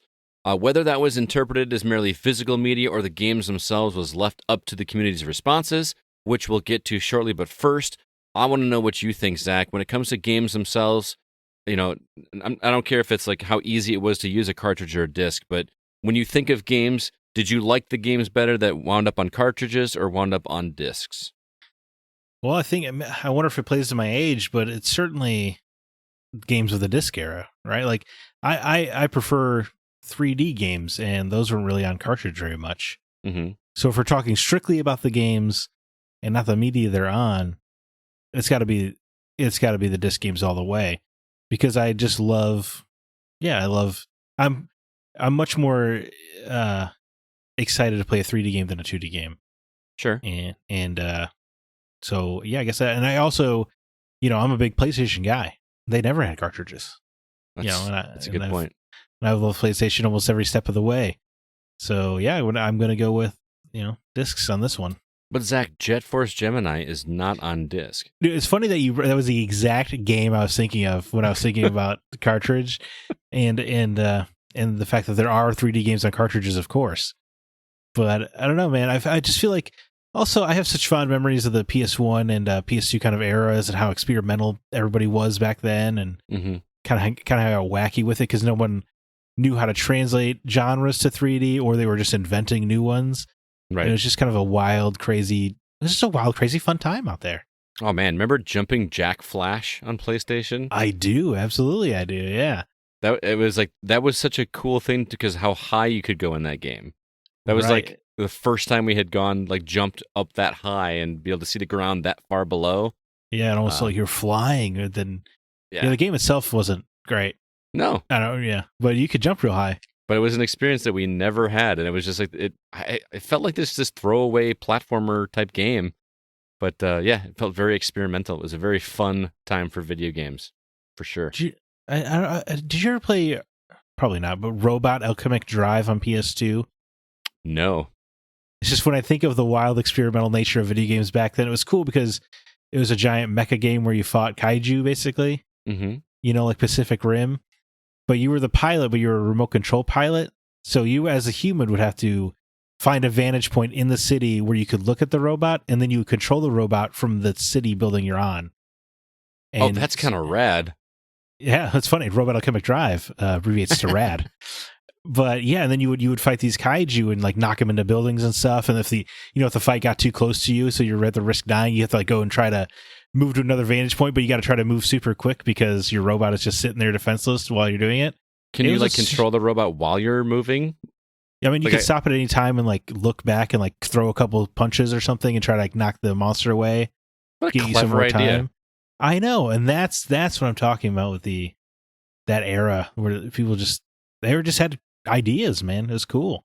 I feel like there's something to be said for that idea Could you imagine that in like the modern era? No. Like imagine doing that. Like I don't know, was it in 3D? Yeah, it was in 3D. Yeah. But imagine doing that like with a buddy, where you've got Yeah. one guy that is controlling the robot, and then you've got somebody else that is trying to get you to an appropriate vantage point. Yeah, that sounds awesome. I mean, the game, yeah, the concept has so much potential. I mean, I just can't imagine a publisher. It would have to come from the mid-tier AA sphere, but yeah, I think it's such a great concept. Interesting. I mean, it's hard to not say discs when it comes to games because I'm torn because I have so much nostalgia wrapped up into cartridges. You know what I mean? Like with a lot of the games there. I grew up on cartridges more than you did, I would assume. I think for you it would have been. I mean, you know, the 64 probably was out when you were a kid, right? Right. I think the PlayStation came out when I was 5 or 6. Oh, okay. So yeah, I mean, it was kind of past the cartridge phase. I mean, you could make an argument that Switch still uses cartridges. It does use cartridges. Yeah, that's true. But you know, the cartridge era was kind of over in terms of the big bulky cartridges. But I have so much nostalgia wrapped up in those old games, and but the experiences just were so much better on disc. Like the actual, like you said, the 3D games and just some of just how in depth the games were. I mean, like your Skyrims and your Gears of Wars and the online component. There was I don't remember any online play with cartridge games. Maybe it was available. I did not have it. Was it the Genesis that had like where you could play via satellite, or did Super Nintendo have that too? I think the Genesis did, because weren't you able to stream games that way too? Yeah, it was like so there was some internet way ahead of its time there. Right. And I think there was a port on the SNES, if I remember, but I never used it. And we had 56K when I was a kid. So it could have also been a Japanese only thing. It could have, yeah. So yeah, I'm gonna say from the game aspect, I think disc takes the cake there. But for me, when Nate gave me this question, I originally interpreted it. Which did I prefer to put into the system? Did I like? Yeah, that was my original interpretation as well. So what about you? Hardware itself, do you prefer to pop a cartridge in the top or front of a console, or do you like dropping a disc into the top of a system or sliding it into the front of a console? Which do you find more appealing? Well, while there is a lot of fun to watching a PlayStation or Xbox eat your disc because they don't have like disc trays anymore, it's all about the cartridge on this question. It's just such a fun, tactile experience. You know, you grab the cartridge, you slam it into the console, probably too hard because you're too young. Yeah, and then it doesn't read Super Mario Kart, so you got to bring it out. You got to blow in the cartridge, which we all knew to do, even though nobody talked about it. Even though they said in the manuals, don't do it. Yes. And then you slam that bad boy back in there, and then it boots up, and or it doesn't boot up and you start getting mad, so you're just like smashing the cartridge in. Oh yeah. Yeah. It's funny you say that though, because I never had an issue. I don't think I ever had an issue with Super Nintendo or N64 games not working. Nintendo all the time. Honestly, Nintendo 64, I remember, but I guess I was also young enough that we maybe didn't take good enough care of the cartridges, but also I don't think that's true, because we had like a little drawer where our grandma, because as you know, my grandpa was a big gamer, and had this little drawer where you would pull out and it would be all the N64 cartridges in a row, and grandma had them all alphabetized by, it's going to hurt a lot of collectors out there, but she would use a Sharpie and write the names on the top of the cartridges. Oh, I threw up a little bit in my mouth. So what quick and easy access to our favorite video games. Yeah. But yeah, I assume collector. You know what? That's Nintendo's fault. Okay, the NES had the name at the top of the cartridge. Mm-hmm. So did the SNES. Yeah. So you know what? It's Nintendo's fault, not grandma's. Okay, you guys leave my grandma alone. Hey, no, your grandma sounds awesome in the alphabetized and organization aspect. But Super Nintendo games, I was also weirdly anal about putting those dust covers on the ends. Yeah. Okay. Those plastic ones. I forgot about those. I got a bunch of them. I'm sure you do. Yes. But I don't have a lot of Super Nintendo games, which is weird. I sold off all my Super Nintendo stuff to pay for my Nintendo stuff. And I've got a lot of dust covers too. Like the dust covers for the Nintendo are just like those black ones. Some of them are branded, some of them are not. I mean, it does something, but there was something about the Super Nintendo one that just felt like it was really locking out anything from there because they fit in there just perfectly. I'm such a nerd. But yeah, I took weirdly good care of my Super Nintendo games. I don't think I ever had an issue. That or regular Nintendo all the time, man. I don't care how good a care you kept with those things. If those pins got dirty, it could have been more of an issue of the console. Because fast forward to my adult years, Nate actually like replaced the pins on my Nintendo for me. Like I paid him like the however much to buy the pins, and he put a new one in for me. Never had an issue ever again. So those pins in the system itself do wear out, which is also part of the problem. But I was also one of those that when I would put the cartridge in, my trick was to put the cartridge in, but get it as close to the front as you can. Like, so you're pushing it down, so it's almost like scraping up against the game itself.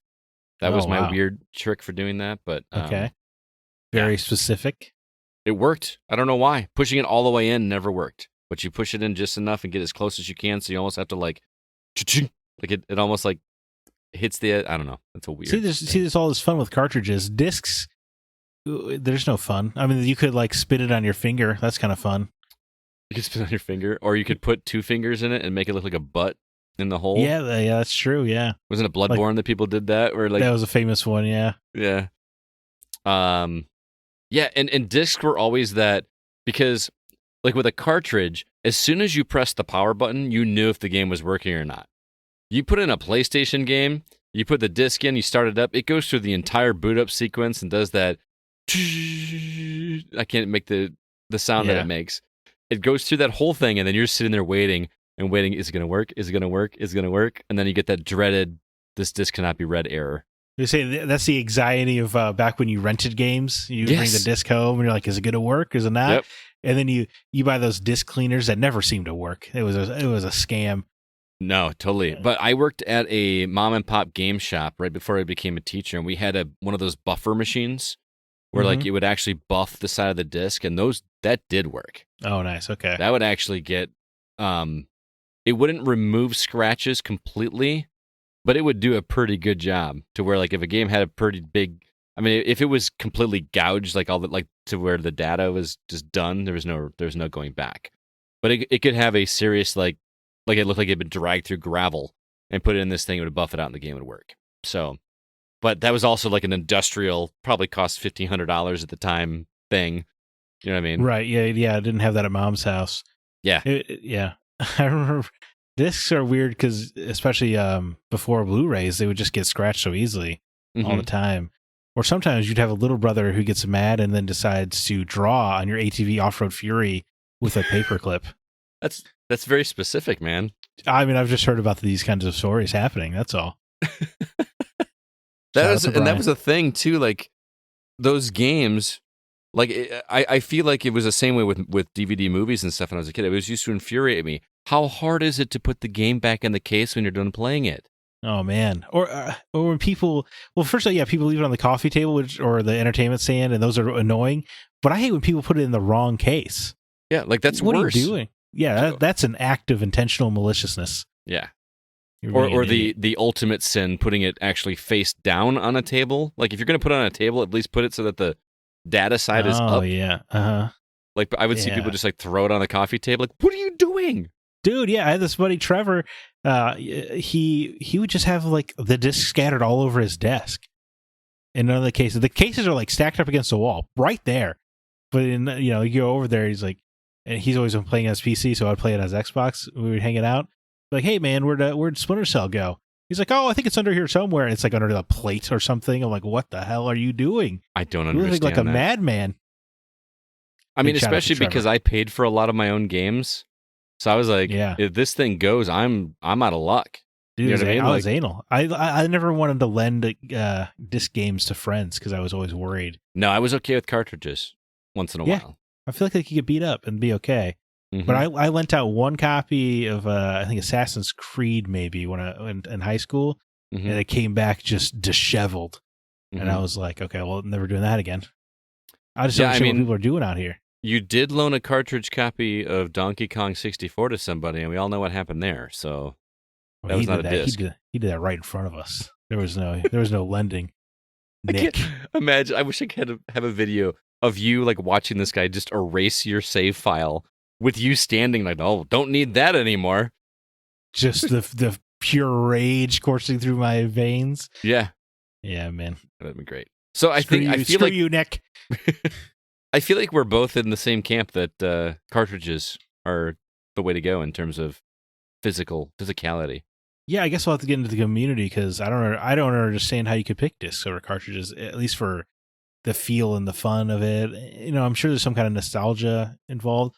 Although I guess as we discussed, I more grew up in the era of discs and definitely am still more fond of the feel of a cartridge. There's just something cool about feeling that cartridge go into the pins. It just like locks into place. Whereas like with the disc, it just feels like you're putting a CD in the CD player. Right. You know what I mean? It just doesn't have that same feel. Yeah. I mean, at least we don't have to, from a music standpoint, when I was a kid, I'm old enough to have played on LPs, played music on, vinyl.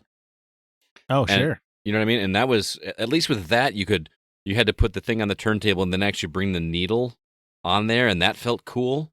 Could you imagine if we had to do that with games? that would be insane. Cool. It would be insane. Where's our vinyl version of video games? I would say they play better, dude. Where's the Laserdisc equivalent? Let's get that going. Giant, huge floppy disk. CB has a Laserdisc player, and he's got quite a collection of Laserdisc movies, like Top Gun and. Yeah. Got a friend at work. He's got hundreds of Laserdiscs. I've never watched a Laserdisc movie. Kind of want to just do it just to see what it's like. Yeah, I think the only movie I ever saw on Laserdisc was Star Wars. Oh, yeah? Yeah. I don't think I watched the whole thing. I think it was playing in a Blockbuster when I was in there renting a movie one time. And I was like, this is a Laserdisc? I was like, what's a Laserdisc? My mom was dating a guy when I was younger, like in the early days of DVD. Uh-huh. And I just remember going over there. I was like, what is this? He's like, that's a Laserdisc. I was like, oh, what is it, like a big DVD? He's like, what? It's way better than DVD. It doesn't even compare. And like threw it on. I was like, all right, buddy. I don't know the quality. Was it better than DVD? Yeah, I think the video quality is better than DVD. It was just so impractical. Yeah. To have these giant, bigger than vinyl discs to watch a movie. Do you remember in the movie Men in Black when he was talking about all of the like inventions that helped fund Men in Black, and he's like, he pulls out this tiny little disc and he's like, yeah, this is going to replace CD someday. We never got that. I guess the closest we got was GameCube. I was going to say, not for Nintendo's lack of trying, or PSP. Remember, they had the balls to call it a universal media disc, as though it was going to be the future. Because they had movies in there too, right? They did. Yeah. Oh man, what an era! So we kind of skipped over that whole thing in terms of movies, except for the UMDs on PSP, and we just went straight to digital. And we still got the same size, even 4K movies. I buy 4K movies, Blu-ray movies. Still, yeah. So, especially, dude, I don't know, the way everything's going, physical might be the smart call when it comes to movies. Who knows? I mean, I remember when the whole like digital thing started coming out. I was like, I just want to have everything on a streaming service. And now we have 15 different streaming services. Right. Or you can just like buy a movie piecemeal, and I've gotten what I wanted, and now I feel like I'm spending more money than I was. But yeah. It's although password sharing is a thing too, so probably not for now. Yeah. Anyway, that's a different podcast, though. Yeah, totally. Well, let's go ahead and see what the community said. Starting on Facebook, Kyle Boggs says disc because the digital and physical sales are different. Typically, AAA games have better discounts on physical games than they do on digital. Is that true? I feel like some of the digital sales are pretty solid. I would say it's remarkably true. Yeah. That physical games get better discounts? Yeah. Oh, big time. Yeah. Okay. That's part of why I still do physical, because a game will still be $70 on the PlayStation Store, but it'll be $20. Like Demon Souls, that's a good example. Where it goes on sale, sometimes for like $45 digitally, but I picked up a copy $20, no problem, on disc. Okay. It's just it's so much cheaper to go physical in my experience. But you're also buying it used, right? No, that was brand new. That was brand new? Okay. Yeah. Shut my mouth. Yeah, it's basically just like, does the retailer need to get some shelf space back? Gotcha. Because then it gets super cheap. And I assume, especially for physical in this day and age, if the copy hasn't sold in the first 6 months, it's not going to sell unless you deeply discount it, Yeah, totally. Because I feel like the physical is such a smaller market. I still feel like I owe you another attempt at Bloodborne. It's a great game. Point. Yeah. That and Nier Automata. Yeah, right? I don't know. The ship might have sailed for you on that one. Bloodborne, we might be able to still get you. If they're starting over from scratch. I'm just like right at the end. See, you just come here and beat that final boss for me. A Nier? Yeah. Well, not Nier Automata. Yeah. Well, you'll still have to play the whole game again, though. Well, that's what I'm saying. I can start over again. Oh, I see what you mean. Instead of starting fresh. Yeah. You start from the second playthrough. Okay, that's smart. Yeah, I'll do that for you. Yeah. I'll help you. I'll help a guy out. I have to go dig up my save file because I think I deleted the game, but it saves your save data in the cloud, right? Right. Yeah. Well, that's how I recovered a 4.5-year-old save of Red Dead when I booted it up. Ah, okay, fair enough. Brandon Smith writes in, I have mixed feelings. Discs take up less space, which also makes them more portable, but cartridges aren't as delicate and never start skipping. Yeah. I feel like the skipping is a big thing. I forgot about skipping. Remember when you don't listen to music as much as I do, but man, you get a album that you really like and you put it in there and it just skips like a record. Infuriating. Just skips the the part where they say Thunderstruck on the AC/DC album. You're like, all right, great. What's the point of this? Or it was weird in DVD days where you had to scratch and you just like, it just chops through the 5 minutes of this movie every time I watch it. Yeah. Do discs really take up less space, though? I understand the disc itself does, but once you have the case and everything, I feel like the volume that a case would take up is going to take up just as much space as a cartridge. I'm going to have to pull out some of these cartridges and measure them. I was going to say, if it's just a cartridge, it's probably the same, right? If it's just a cartridge. I mean, the box definitely would take up more space than the case. Yeah. Yeah. But I feel like only collectors would actually keep the boxes and manuals, right? Everybody just put the cartridge when they were storing it. Yeah, of course, as a youth. But I'm saying, but in terms of like actual width that it's taking up, I would think that disc cases and cartridges are equivalent. There's nobody with like are there people still with like those CD sleeve holders, those like flip books, but it's just a bunch of PS4 games? Yeah, everybody complains about people texting and driving now, but nobody ever batted an eye about us like flipping through page after page of CDs in our truck. Right. Dude, I think about this somewhat often when I'm like following Google Maps, and I'm like, so people used to just have a big old wide open paper map in front of them while driving, huh? Yeah, we did. Like on a road trip. It was called MapQuest. I was even before, but think about before MapQuest, right? You would just have to unfold an actual map. Oh, dude. And I'm like, that had to be more dangerous than texting. Well, the idea was that you had someone in the car with you that was, Not everyone has friends. Yeah, I know. That's true. I guess you're taking a road trip alone, though. That's probably sad. Anyway, you're probably hoping the car takes you off the road. Wow, that went dark. Not that dark. Marlena O'Bannon says cartridges were much more durable. Also, I mean, N64, LOL. The classic simplicity. Blow in the cartridge to fix it, but the instructions say not to. That is true. They did say not to. Yeah, I totally forgot about that until you mentioned it earlier. I think the N64, if we're just talking about this, I think it's got the best cartridge feel. I like that little curve at the top. It kind of conforms to your hand when you're sliding in. It's a good feel. It's a good hand feel. And plus, flipping that switch, man, and like that N64 logo, like the 3-dimensional N. Yeah. Just spinning around, that was cool. And then Mario 64, like the coin noise. Hello. You see, those are good things. Yeah. I love that the N60 in the GameCube, if you held down different buttons, it would make different sounds when you booted it up. That was cool. Did you? Oh, this is kind of off tangent, but I learned something the other day that I did not know. You remember the PlayStation 2 startup screen that had like the towers in the background? Yeah. It was like those white towers. Did you know that was reading your memory card slot and showing like what like progress you had in each game? Like each tower was progress in a different game? I didn't know it was progress. I thought it was just you had more towers if more of your memory card was filled up. To my knowledge, each tower was an individual game, and the further tall that tower was how through it. Well, how further through that game you were. See, that's cool. Which is something that like I feel like that should have been a marketing thing. That would have sold more consoles. I feel like you just Well, or you sold could more sell games. Yeah, so you could get your towers going. Yeah, like that was achievements before they were achievements. But back then they were doing it for the craft and the art, and the entertainment. Now it would be a marketing tool, and it would probably be, if you want to unlock an image of what the tower represents, it's a part of. It's only $2.99 a month. Fair enough. Heartbreaking. Tim Paulin writes in, I haven't bought a cartridge since the SNES, so I guess I'm pro disc. Fair enough. Which is interesting because I know Tim is of the age where cartridges, he grew up with them like I did. Tim's actually older than I am, believe it or not. I know it is possible that there are people out there older than me, but yeah. Chad Cusick says, I prefer cartridges simply due to load time.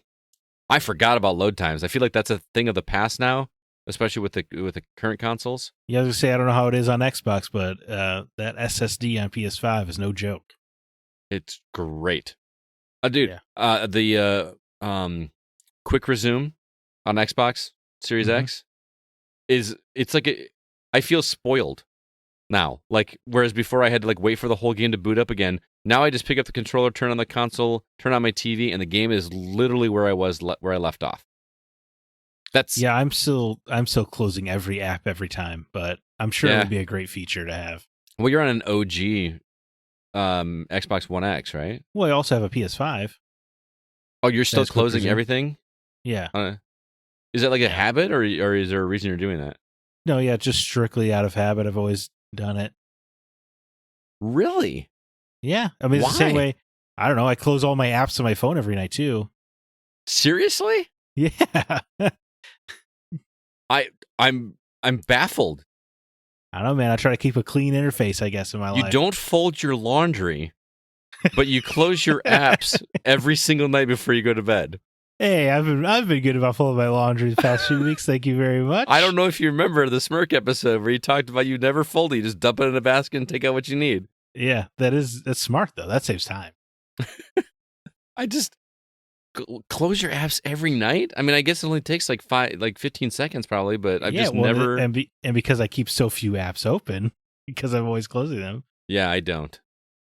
Yeah. I close my apps once a month, and then I go in there's 50 or 60 apps to close. So, I mean, I have a whole. So I keep my messages, podcasts, and my 2 emails open all day. Any other app I use, I close immediately after I'm done using it. And at the end of the night, I close out those 4. So you actually treat it like a computer. That's what I used to do with my computer. Before I'd shut it down, I'd close everything. You know what I mean? Yeah. Even though you didn't have to. I 100% do that. That's weirdly fastidious of you. I guess so. Yeah. But I use that same mentality for my video game consoles. I got to close all these apps. Interesting. I did not know people like you existed.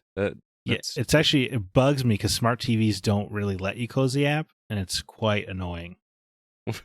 It closes it for you if you turn off the unit, right? No, well, if you turn it back on, sometimes YouTube always just saves where you were, and it drives me batty. Okay. Wow. Yeah. Sometimes I restart my TV because I want the apps to refresh. Holy cow, man. Just sharing I thought I was bad because I had to have the volume turned up in 5s. Well, doesn't everybody have that? Come on. No. My wife Really? turned up the TV to 18 today, and I just looked at her really? I would go crazy. I couldn't live like that. You can't just have 2 more up? It's too loud. Really, 2 more up is too loud? You know what? While we're on this topic, I'll just let it all out. So I had a roommate in Chicago. He had to have the TV on either even numbers or intervals of 5, right? Right. And for me, I'm either odd numbers or intervals of 5, or else I go crazy. So in our apartment, that way we could get along, it was always we could only have it in intervals of 5s. So it was just so funny because it would always be too loud or too quiet, because we watched a lot of Lost together. It was just so funny. It would be so loud because we could only go up by 5s. That's hilarious, man. Wow, yeah, dude. There you go. This we just turned into a Smirk episode right now. I know, right? You're up. Anyway, video games. Chip Halt I have to say carts. From the NES to N64 and several Nintendo handhelds, they would always work, with the occasional blowing off the pins on the NES, and in my experience, always just work quickly. My first disc system was PS2, which was great, but there were loading issues from time to time. With the scope of modern games, there is no practical way to go back to cartridges, but in the day, I'd take a cart over a disc. Again, Nintendo still does games on carts. That's true. Yeah, it's difficult to think of, but they do. And the cartridges are smaller than ever. Right. Like you could literally swallow one of them. I'm surprised we haven't heard stories about people swallowing NES carts. I know they cover them in bad tasting whatever. Isn't it so funny that they thought of that, though? That they're like, we got to make these taste disgusting so no one will eat these. I mean, that's like a $60 investment just down in your belly. That's one hell of a poop. I'd be getting it back, though. Let me tell you what. You better hope those pins still work. I don't think they would corrode in 6 hours. But stomach acid. It says Chip says that in his experience they always work quickly. I did not find that the case with NES games. It took a lot of work to get some of those old NES games to work. But yeah, that's my memory as well. Because sometimes also like the front loader would get all wonky too. Mm-hmm. Especially if like Uncle Jeff didn't take care of his Nintendo very well. So, so it takes a lot of work. Yeah. That dust cover can only do so much, right? That little flip cover. But I'm telling you, dude, if you come across one, you can still actually buy brand new pins for those things, and that is a life changer for that. I believe for it. those. Yeah. It feels weird when you do it though, because you really have to shove the game in there because the pins are so much tighter than they used to be. So it almost feels like you're breaking something. Oh. But that's just the feeling of brand new. It is. That's really what it is, and it was awesome. Sean Coates says there's strengths to be argued for both formats, but when I think of the word cartridge, I think of the classic era like N64, Genesis, and whatnot. I love how classic. Nobody thinks of the older consoles. Like I went back to the Atari games, you guys. Ataris were cartridges. Dude, you have to think about like the PS2. The PS2 era is going to be retro soon, right? 20 years old. Yeah. That's pretty nuts. I just love how everyone is like their classic cartridge is the N64. Nobody is talking about NES and Super Nintendo games because they're so much younger than me. It just makes me angry. But I remember this is how old I am. I had an Atari 2600, and I had figured out that because you had issues with that too, where you had to put the game in. Have you ever used an Atari? Have you ever actually put a cartridge into Atari and then you flip up the switch? But for whatever reason, mine you had to like take the on switch and like kind of angle it as you lifted up the switch into the on position. For whatever reason, that worked to get. I mean, I had all kinds of tricks to get my games to work when they wouldn't work. Because blowing on Atari games didn't work very well because the cartridge itself wasn't as exposed as a Nintendo cartridge. Yeah, that's true. So the blowing that became a thing with Nintendo for sure. Anyway, I got in the way of Sean's message here. He says, so comparing those to, say, modern optical discs like a Blu-ray would be a fool's errand. But if your definition of cartridge includes Switch games or any sort of flash memory card, then yes, those are better. The pros and cons of cartridges versus discs 25 years ago really hasn't changed much in the years since. Cartridge is durable and has no loading times. Discs can hold more and are cheaper to manufacture. It was true then, as it's still true now. Either way, they're both better than digital. At least you own your physical media. Of course, who's going to get that dig in there? That's right, Sean. He knows what's up. I am all digital all the way. Dude, I don't know how you still can be. Like HBO is just getting rid of it Looney Tunes for no reason. Yeah. It's so bizarre. Well, it's different now than it was 15 years ago when we didn't have so much stuff everywhere. Like, I understand the argument that, they get rid of Looney Tunes. I wasn't watching Looney Tunes, so that's a whole different argument. But, even if they're getting rid of something that I am interested in, there's plenty of other media out there to watch, play, and listen. Like, I feel like I'm never going to run out. I'm never going to be in a spot where, I have nothing to watch or I have nothing to play. And I agree with you, but this past week, if you bought Cowboy Bebop on YouTube, they just took it away. Like, even if you paid for it, it's gone now. And it's just, and this has been happening more and more recently, and it's just funny that People are just cool with that, I guess. I get it, and that is a definite pro for the physical media for sure. Although I remember, I don't know if this is an urban legend or not, but you remember like those cheap DVDs that'd be like in the bargain bin at Walmart, like when you go in the electronics department, they'd be Yeah. like $3 for like these weird random movies, but you get like lucky with some good ones. Somebody once told me that those things were marked to only be able to play a certain number of times, and I never followed up and like actually like did any research to find out that was actually true. That seems like that doesn't seem right. It didn't, but like I was, 22 years old, and I was like, really?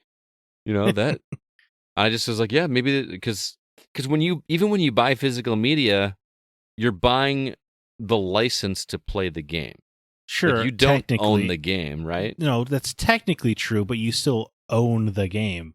Right. That's always the argument that digital people like to use. Like, well, you're just buying the license to use it, but no, but I have the disc, and as long and if they were to ever revoke the license for disc owners, you would just unplug your console and then get to play. Right. Yeah. There's no digital DRM. Right. Even with modern consoles, you can't. There's nothing that would stop you from playing a physical disc except the updates. Maybe that's why they always require day one updates. Or why Halo Infinite didn't have the campaign on the disc. So that way you have to... Well, that's a whole other argument. Yeah. What do we have? CJ Moore here. Yep. Jumping over to Discord. CJ Moore writes, I've never had any consoles that use cartridges, so maybe I'm disqualified from the conversation. What? Man, on the PS1, when you had a disc that was slightly scratched and worked maybe 33% of the time, it was pretty infuriating. We went through many of the Disc Doctor type things. Dude, I do remember Disc Doctor. Disc Doctor. Yes. And none of them seem to work very well for very long. Does blowing in the cartridge really make a difference, or is it like holding down the button when you catch a Pokemon on the Game Boy? A totally gamer made up myth. CJ, I don't know what to tell you. I caught way more Pokemon by pressing the B button when the ball wiggled. I think I think that definitely works. I don't know what that means. It's nothing dirty. No. I've never played. Remember, the only Pokemon I played was that little bit of red. So. Oh, to me, so when I was a kid on the playground, there was always the argument of there was a kids who said when the ball is wiggling and like the Pokemon's trying to escape when you throw a Pokeball, there was like some kids were like, if you hold down the button, it'll help keep them in. But then there was another group of kids where it's like whenever you wiggle, you got to tap the button, so you're kind of like knocking the Pokemon back in there. And neither of them were true, but every kid knew one or the other. And you would kind of like argue with people, like, no, dude, the button press is the way to go. Like, no, man, it works every time with the hold. It was a good old recess fight. Dude, I miss those conversations at recess. Me too, man. So much. They can't possibly exist anymore because they would just Google it. Yeah. Right? Well, I don't know. They'd have to know how to spell the words. Well, not every kid has that luxury. Sorry, did that sound a little better? Was it a little too real quick?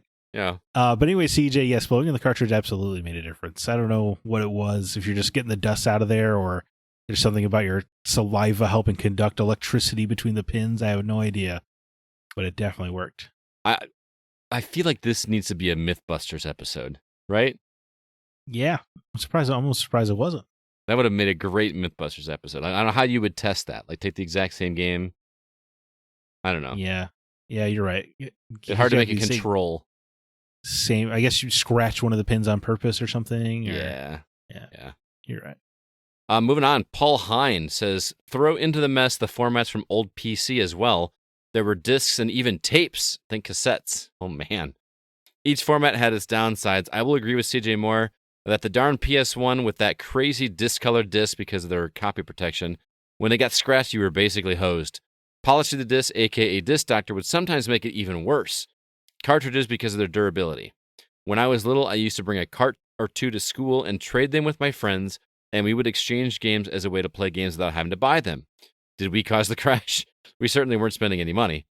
We did that with 2600 games and NES games. Durable that even a 4th and 5th grader in the 80s could deal with it.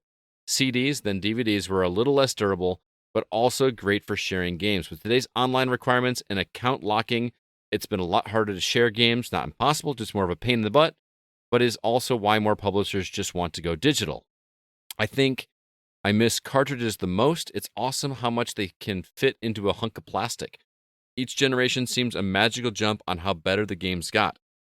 Heck, you now you can fit a whole computer inside of an N64 cart.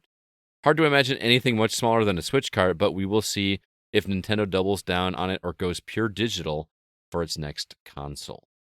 A lot of information unpacked there. I'm glad that somebody else out there traded NES games and Atari 2600 games like I did, because I definitely did that. Although, I feel like trading NES games was a much better experience because Atari 2600 games were such just score grab games. Like, you would trade those, you'd get home, play them for 20 minutes, and then be done. You're calling up the kid on his landline to be like, hey, man, bring my game back tomorrow. This thing sucks. Yeah, pretty much. Or if you were the sap that got roped into trading one of your NES games for a Atari 2600 game, yeah, you got the bad end of the deal on that. You got robbed, man. Yeah. Robbed the playground. Green Palkia writes in, with my age, I haven't really used cartridges much, but with Dad's Sega Genesis games, I have experienced them. Now I feel old, Scott. While I like the way it feels putting in the cartridge, I've had discs my whole life, so I prefer discs. Interesting. Yeah. Alan Sheck says, definitely most of my favorite games were disc releases, simply due to it being the format of choice for Xbox, but the medium itself wasn't great. I never paid close enough attention to compare load time differences, but anecdotally, it seemed much worse on disc-based consoles. Also, I've had discs snap when they weren't stored properly, get scratched when they weren't handled properly, or when a console was moved or tipped. Disc Doctor usually did the trick, so I only ever lost 1 or 2 games that way, but it's worth noting. I have never had a cartridge die on me that I can recall. I even found my old Pokemon Sapphire card last year and found that after 20 years, it still had my save file on it. Not bad, but I'm digital now as much as I can. Man, 20 years and that battery was still good. I mean, yeah. Didn't they mostly figure it out by GBA? Or is that not true? The batteries and cartridges? Was that a GBA one? I don't remember which. Oh, Sapphire? Sapphire was a GBA Ruby one? And Sapphire was. Yeah. They still had batteries in them, though. Right, I know. I'm just saying, I feel like the technology was better by that era than it was in like the Super Nintendo days. Well, yeah. But I mean, a 20-year-old battery, though? It's pretty cool. Yeah. Yeah, I don't know. It's great that it worked. Yeah. See, if you're going all digital now, Alan, if you keep going digital, you're not going to have these fun experiences. See, I'm of the mind that at some point, every game is going to get a digital release. Maybe not the stuff that were the really old school stuff. I mean, you can emulate literally any game, right? Right. You can get a hold of it illegally. But I feel like at some point, we're going to get digital streaming stuff for every platform at some point. There's no way that's not going to happen. I understand that people are, like video game preservation and all that kind of stuff. There's going to be a way to legally play digital games. Maybe not every single obscure, weird game that, out there. But and old licensed games will probably be a problem for a lot of stuff. Yeah, that you would... I feel like that doesn't even happen as much anymore. Like, remember, like, even the 360 era had, like, Wolverine. Stuff like that. We don't get stuff like that anymore. Yeah, I kind of miss that. Little tie-in game. You come home after the movie and you play through the movie. Yeah. Remember Star Wars Episode 3 had a great... Oh, yeah. It even had an alternate ending. Yeah. Where Anakin could win. I really liked that game. I thought that was cool. Like, fighting Grievous, was just so cool. And I was adamant about not playing, because I didn't get a chance to see the game, on release weekend or whatever, but the game came out about the same time. And I was like, I'm not playing the game until I see the movie. Yeah. Not going to happen. Smart. Got to see the movie first, because I didn't want to, spoil the movie experience, so. Definitely. Brandon Lloyd writes in, SNES, cartridges, man. Chrono Trigger, Final Fantasy IV, and Final Fantasy VI. Shining Force 1 and 2. Man, my childhood. Also, man, you can't clean CDs with alcohol and Q-tips or simply by blowing on them. I guess you could, but I'd wipe with cloths on CDs. LOL, the feeling of a game not working, giving a good cleaning fix was great with cartridges. I agree. Yeah, definitely. I had one of those, I don't know if this was Disc Doctor, but it was like a pad that you would put alcohol on it, and then you put it inside the cartridge and just rub it back and forth, and then flip it over into the other side of the cartridge, and then let it dry. And then, the feeling of putting it in there and it working was like, I did that. I fixed it. I just performed surgery. Yeah. It's awesome. Also, Chrono Trigger. Oh. Of course. Great. Great game, yeah. That is on my short list of games that I wish I could play for the first time again. Yeah, it would especially be great if you didn't know about the New Game Plus. Yeah. Yeah, that would be nice. Just all the different when I played endings. I knew about its historical importance when I got around to playing it. Oh, really? It would have been cool to just play it not knowing all of that and then be like, wait, I can actually affect the timeline in this time travel story? Yeah. That'd be pretty great. Mark Szymanski says, cartridges. They were sturdier. All disc-related gripes above are accurate. All right. Indeed. Short and sweet, to the point. Tim Thane, right? Cartridges, if only for the fact that they can hold a deeper memory for me. You held them in your hand and got excited to play. Give them a blow, and you're ready to go. That's fine. I say that to my girlfriend all the time. It's also nice to see your games sticking out of the console. She says that to me all the time. So yeah, great point. Yeah, absolutely, Tim. Absolutely. Thanks for writing in on that. Also, Tim, it was great to play with you on Friday, man. It is. We didn't talk about it. It is cool that you can see the cover art of the game while you're playing it, kind of thing. On the Super Nintendo and N64 and Genesis, yes. Yes, you're right. Not the NES, of course. Yeah. But I don't know. It was cool because there's a lot of classy cover art that Nintendo especially had back in the day. Like the Zelda cartridges were always kind of simple. Mm-hmm. Or the F-Zero X cartridge is cool. Or of course, Jet Force Gemini. Mm-hmm. I mean, you want to talk about good cover art, the Atari 2600. Yeah, with all the illustrated covers. Oh my goodness, they put all their artwork into that instead of, because Asteroids had this epic looking spaceship and textured rocks and you could just see, you could almost feel the heat coming from the engines of the spaceship. And then you open it up and it's a triangle. Yeah. But they had to give your brain the image of what you were doing. Well, and that's what's funny is when we played those games, that's what we were imagining we were doing. It wasn't we weren't looking at just these pixels. We were doing what we were doing in that artwork. It did its job, man. I actually got one of those. I don't even know if you know what I'm talking about. I should go show it to you when we're done recording. One of the Atari manuals. It's a red book that's got this checkerboard pattern around the edges. And inside it would just have the box art at the top, a description, and then a screenshot of the game underneath it. And I used to look through that thing and just stare, not at the gameplay. I would stare at the box art and just imagine what it would be like to be doing whatever they're doing in those games. It looks so freaking cool. The box art for Berserk was this dude shooting a laser at a robot that was just exploding into bits, and it just looks so cool. And in the game, you're just firing a square. And the thing just disappears. Yeah. Anyway, last comment comes from Bill Gardner. He says, carts all the way. They were way more durable and had almost no loading times. I'm so glad digital is an option now over discs. See, I got a digital brother. With me as well, man. Yeah, one person. That's good. There was two. Hey, man, I think, three. Was it the report out of the UK, which I guess is only a small selection, but 90% of their game sales last year were digital. So, TikTok. Yeah, it's coming, man.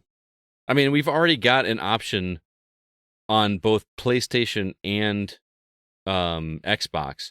You have a digital-only version of that console, and it's much cheaper. Apparently, I was wrong, by the way. I was corrected. I think Sean Fuller messaged me and said that the Series S is actually vastly inferior to the Series X. He was giving me some specs and saying that it does not run nearly as well, and that it can't even do 60 frames per second on some pretty simple games. So, again, that must have been a horribly awkward conversation for you. It was, but hey, I'll admit when I was wrong.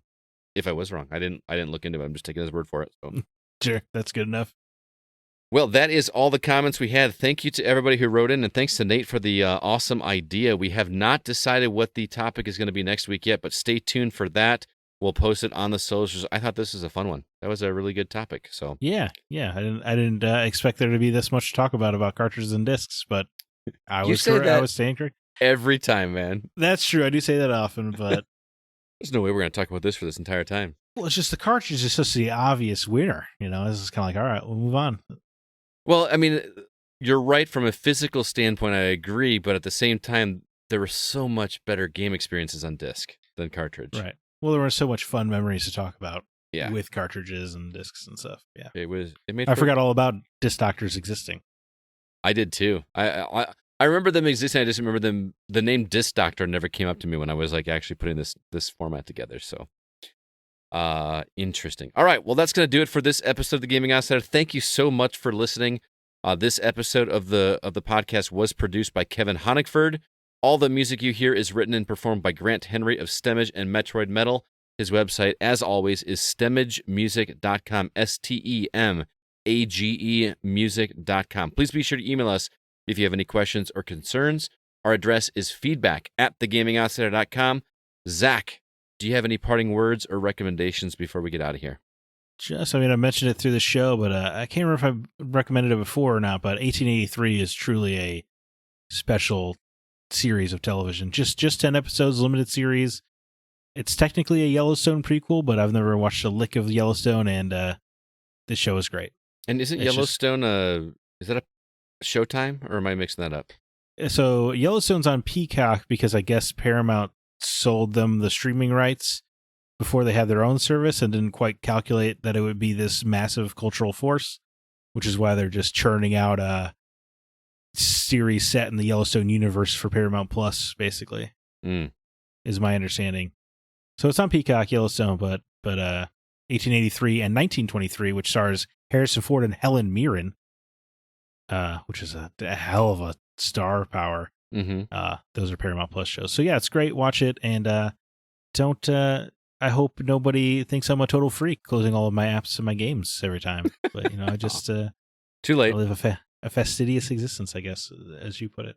It just seems like one more thing that I have to remember to do every night that would just drive me bonkers.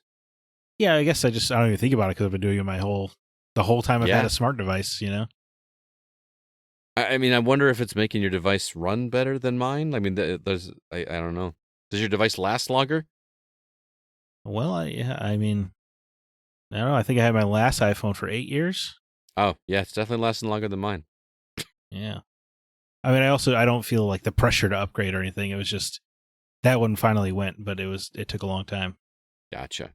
I don't really have a recommendation myself. I just kind of wanted to, I don't know, even maybe just have a conversation with you, Zach, because you and I have been having a conversation over text message, and boy, the world's getting bitter, I feel like.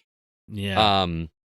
I think that the conversation started with some political stuff that happened inside the gaming sphere, which we're not going to get into.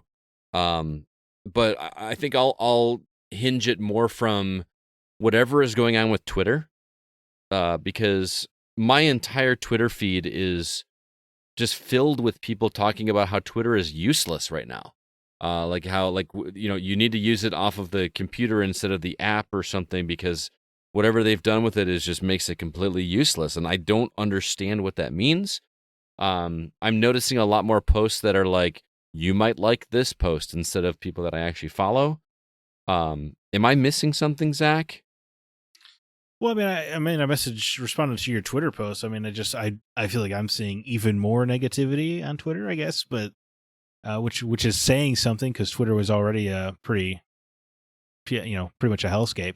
Mm-hmm. But even because they have this new tab, where you can just see tweets from people you follow. Mm-hmm.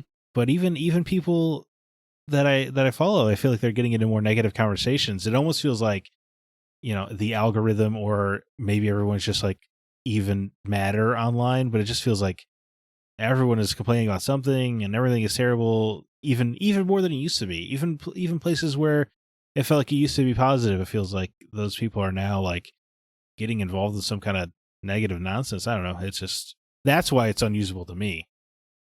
Okay. Like I've been going days, like 2 days or so, without even checking it, which I used to, check it, 20 times a day or whatever. Right.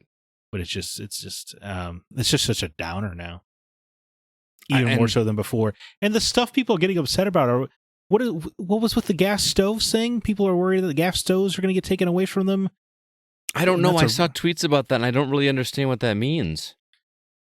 Or people are upset that that women in Congress can't wear sleeveless clothes anymore. They're not allowed to like expose their bare arms and Yeah, that's weird. Why is that allowed? That's very bizarre.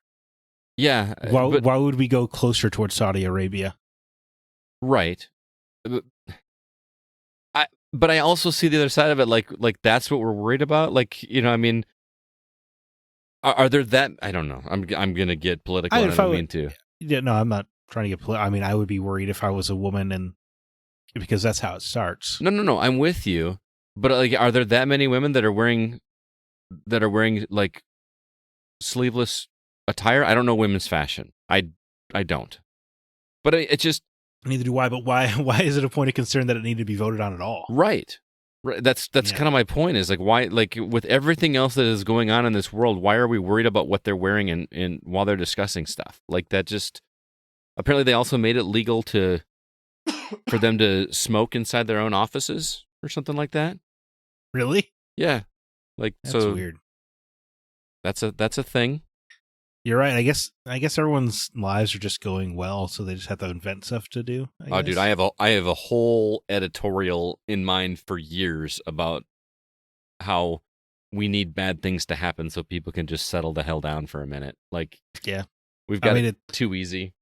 It's an insane thing to say, but I think you're definitely right. Like, there's nothing that unifies us now, so we're just worried about gas stoves. I need to read up on more on that, like why that's a thing, because I just have seen like it in passing. Like, that's, I don't know. Anyway, the whole point I bring all of this up. Go ahead. I think briefly, politics. Skip 45 seconds. I think it's because Illinois passed that partial assault rifle ban or whatever. Ah, okay. So I think the Republicans were saying like they're going to come for the gas stoves next. Oh, is that what it is? So it's like people like Matt Gaetz, who I don't know how is still in office since there was irrefutable evidence he was talking to minors sexually. Mm-hmm. But anyway, him just like turning on his gas stove and like flipping it off and saying, "You can take it from my cold dead hands," which, fine. Okay. If you believe in the Second Amendment strongly, it's fine. But like, are you not seeing your own tweet and how absolutely hysterical it looks? I didn't see look insane. What if you're just talking about your gas stoves at all, you sound like an insane person. I don't know. The whole point I bring any of it up is, and I'm kind of saying backwards to what, just because of the conversation we just had, is this is why we've kept this podcast the way we have for as long as we have. We have tried very hard, and I think Zach will agree with me, on keeping this as positive as possible. That doesn't mean that we're going to all agree on every single thing. We're not going to all like the same games. We're not all going to just say, yeah, you're right, every single time. We're going to challenge each other when the time arises, but we're going to do so in a respectful manner, and we're going to do so in a way that is enjoyable. We are not going to focus on the negativity. And I feel like that's what sets us apart from a lot of the podcasts that I listen to, is that we're not going to get the cheap clicks by just crapping on games when we don't like it. We're going to look at it with a constructive eye and go that route and try to keep that positive vibe going. Does that make sense, Zach? Do you agree? Yeah, no, I think we do. Unless your name is Jim Ryan, in which case I'll go after you. Yeah. But that's only because you're making something I love worse. But yeah, no, we always try to remember that video games are made by people, know, and that they're art, and we do our best to stay positive. It can be hard sometimes, but we do our best. Absolutely. Well, Zach, thanks for being here, man. This is a lot of fun. It's a bummer that Alyssa wasn't able to be here last minute, but I still had a really good time just chatting with you. Feel like the old days. Right. You and me and me and you. Yeah, man. It was like 8 hours of podcasting that first week of E3 we did together. Yeah, it's pretty cool. That was pretty cool. It was a good time. Well, thank you everybody for listening. We really appreciate it. Until next week, I'm Scott Clark with Zach Parkerson, and we are The Gaming Outsider. And remember, there's no such thing as a bad game, just games that aren't for you.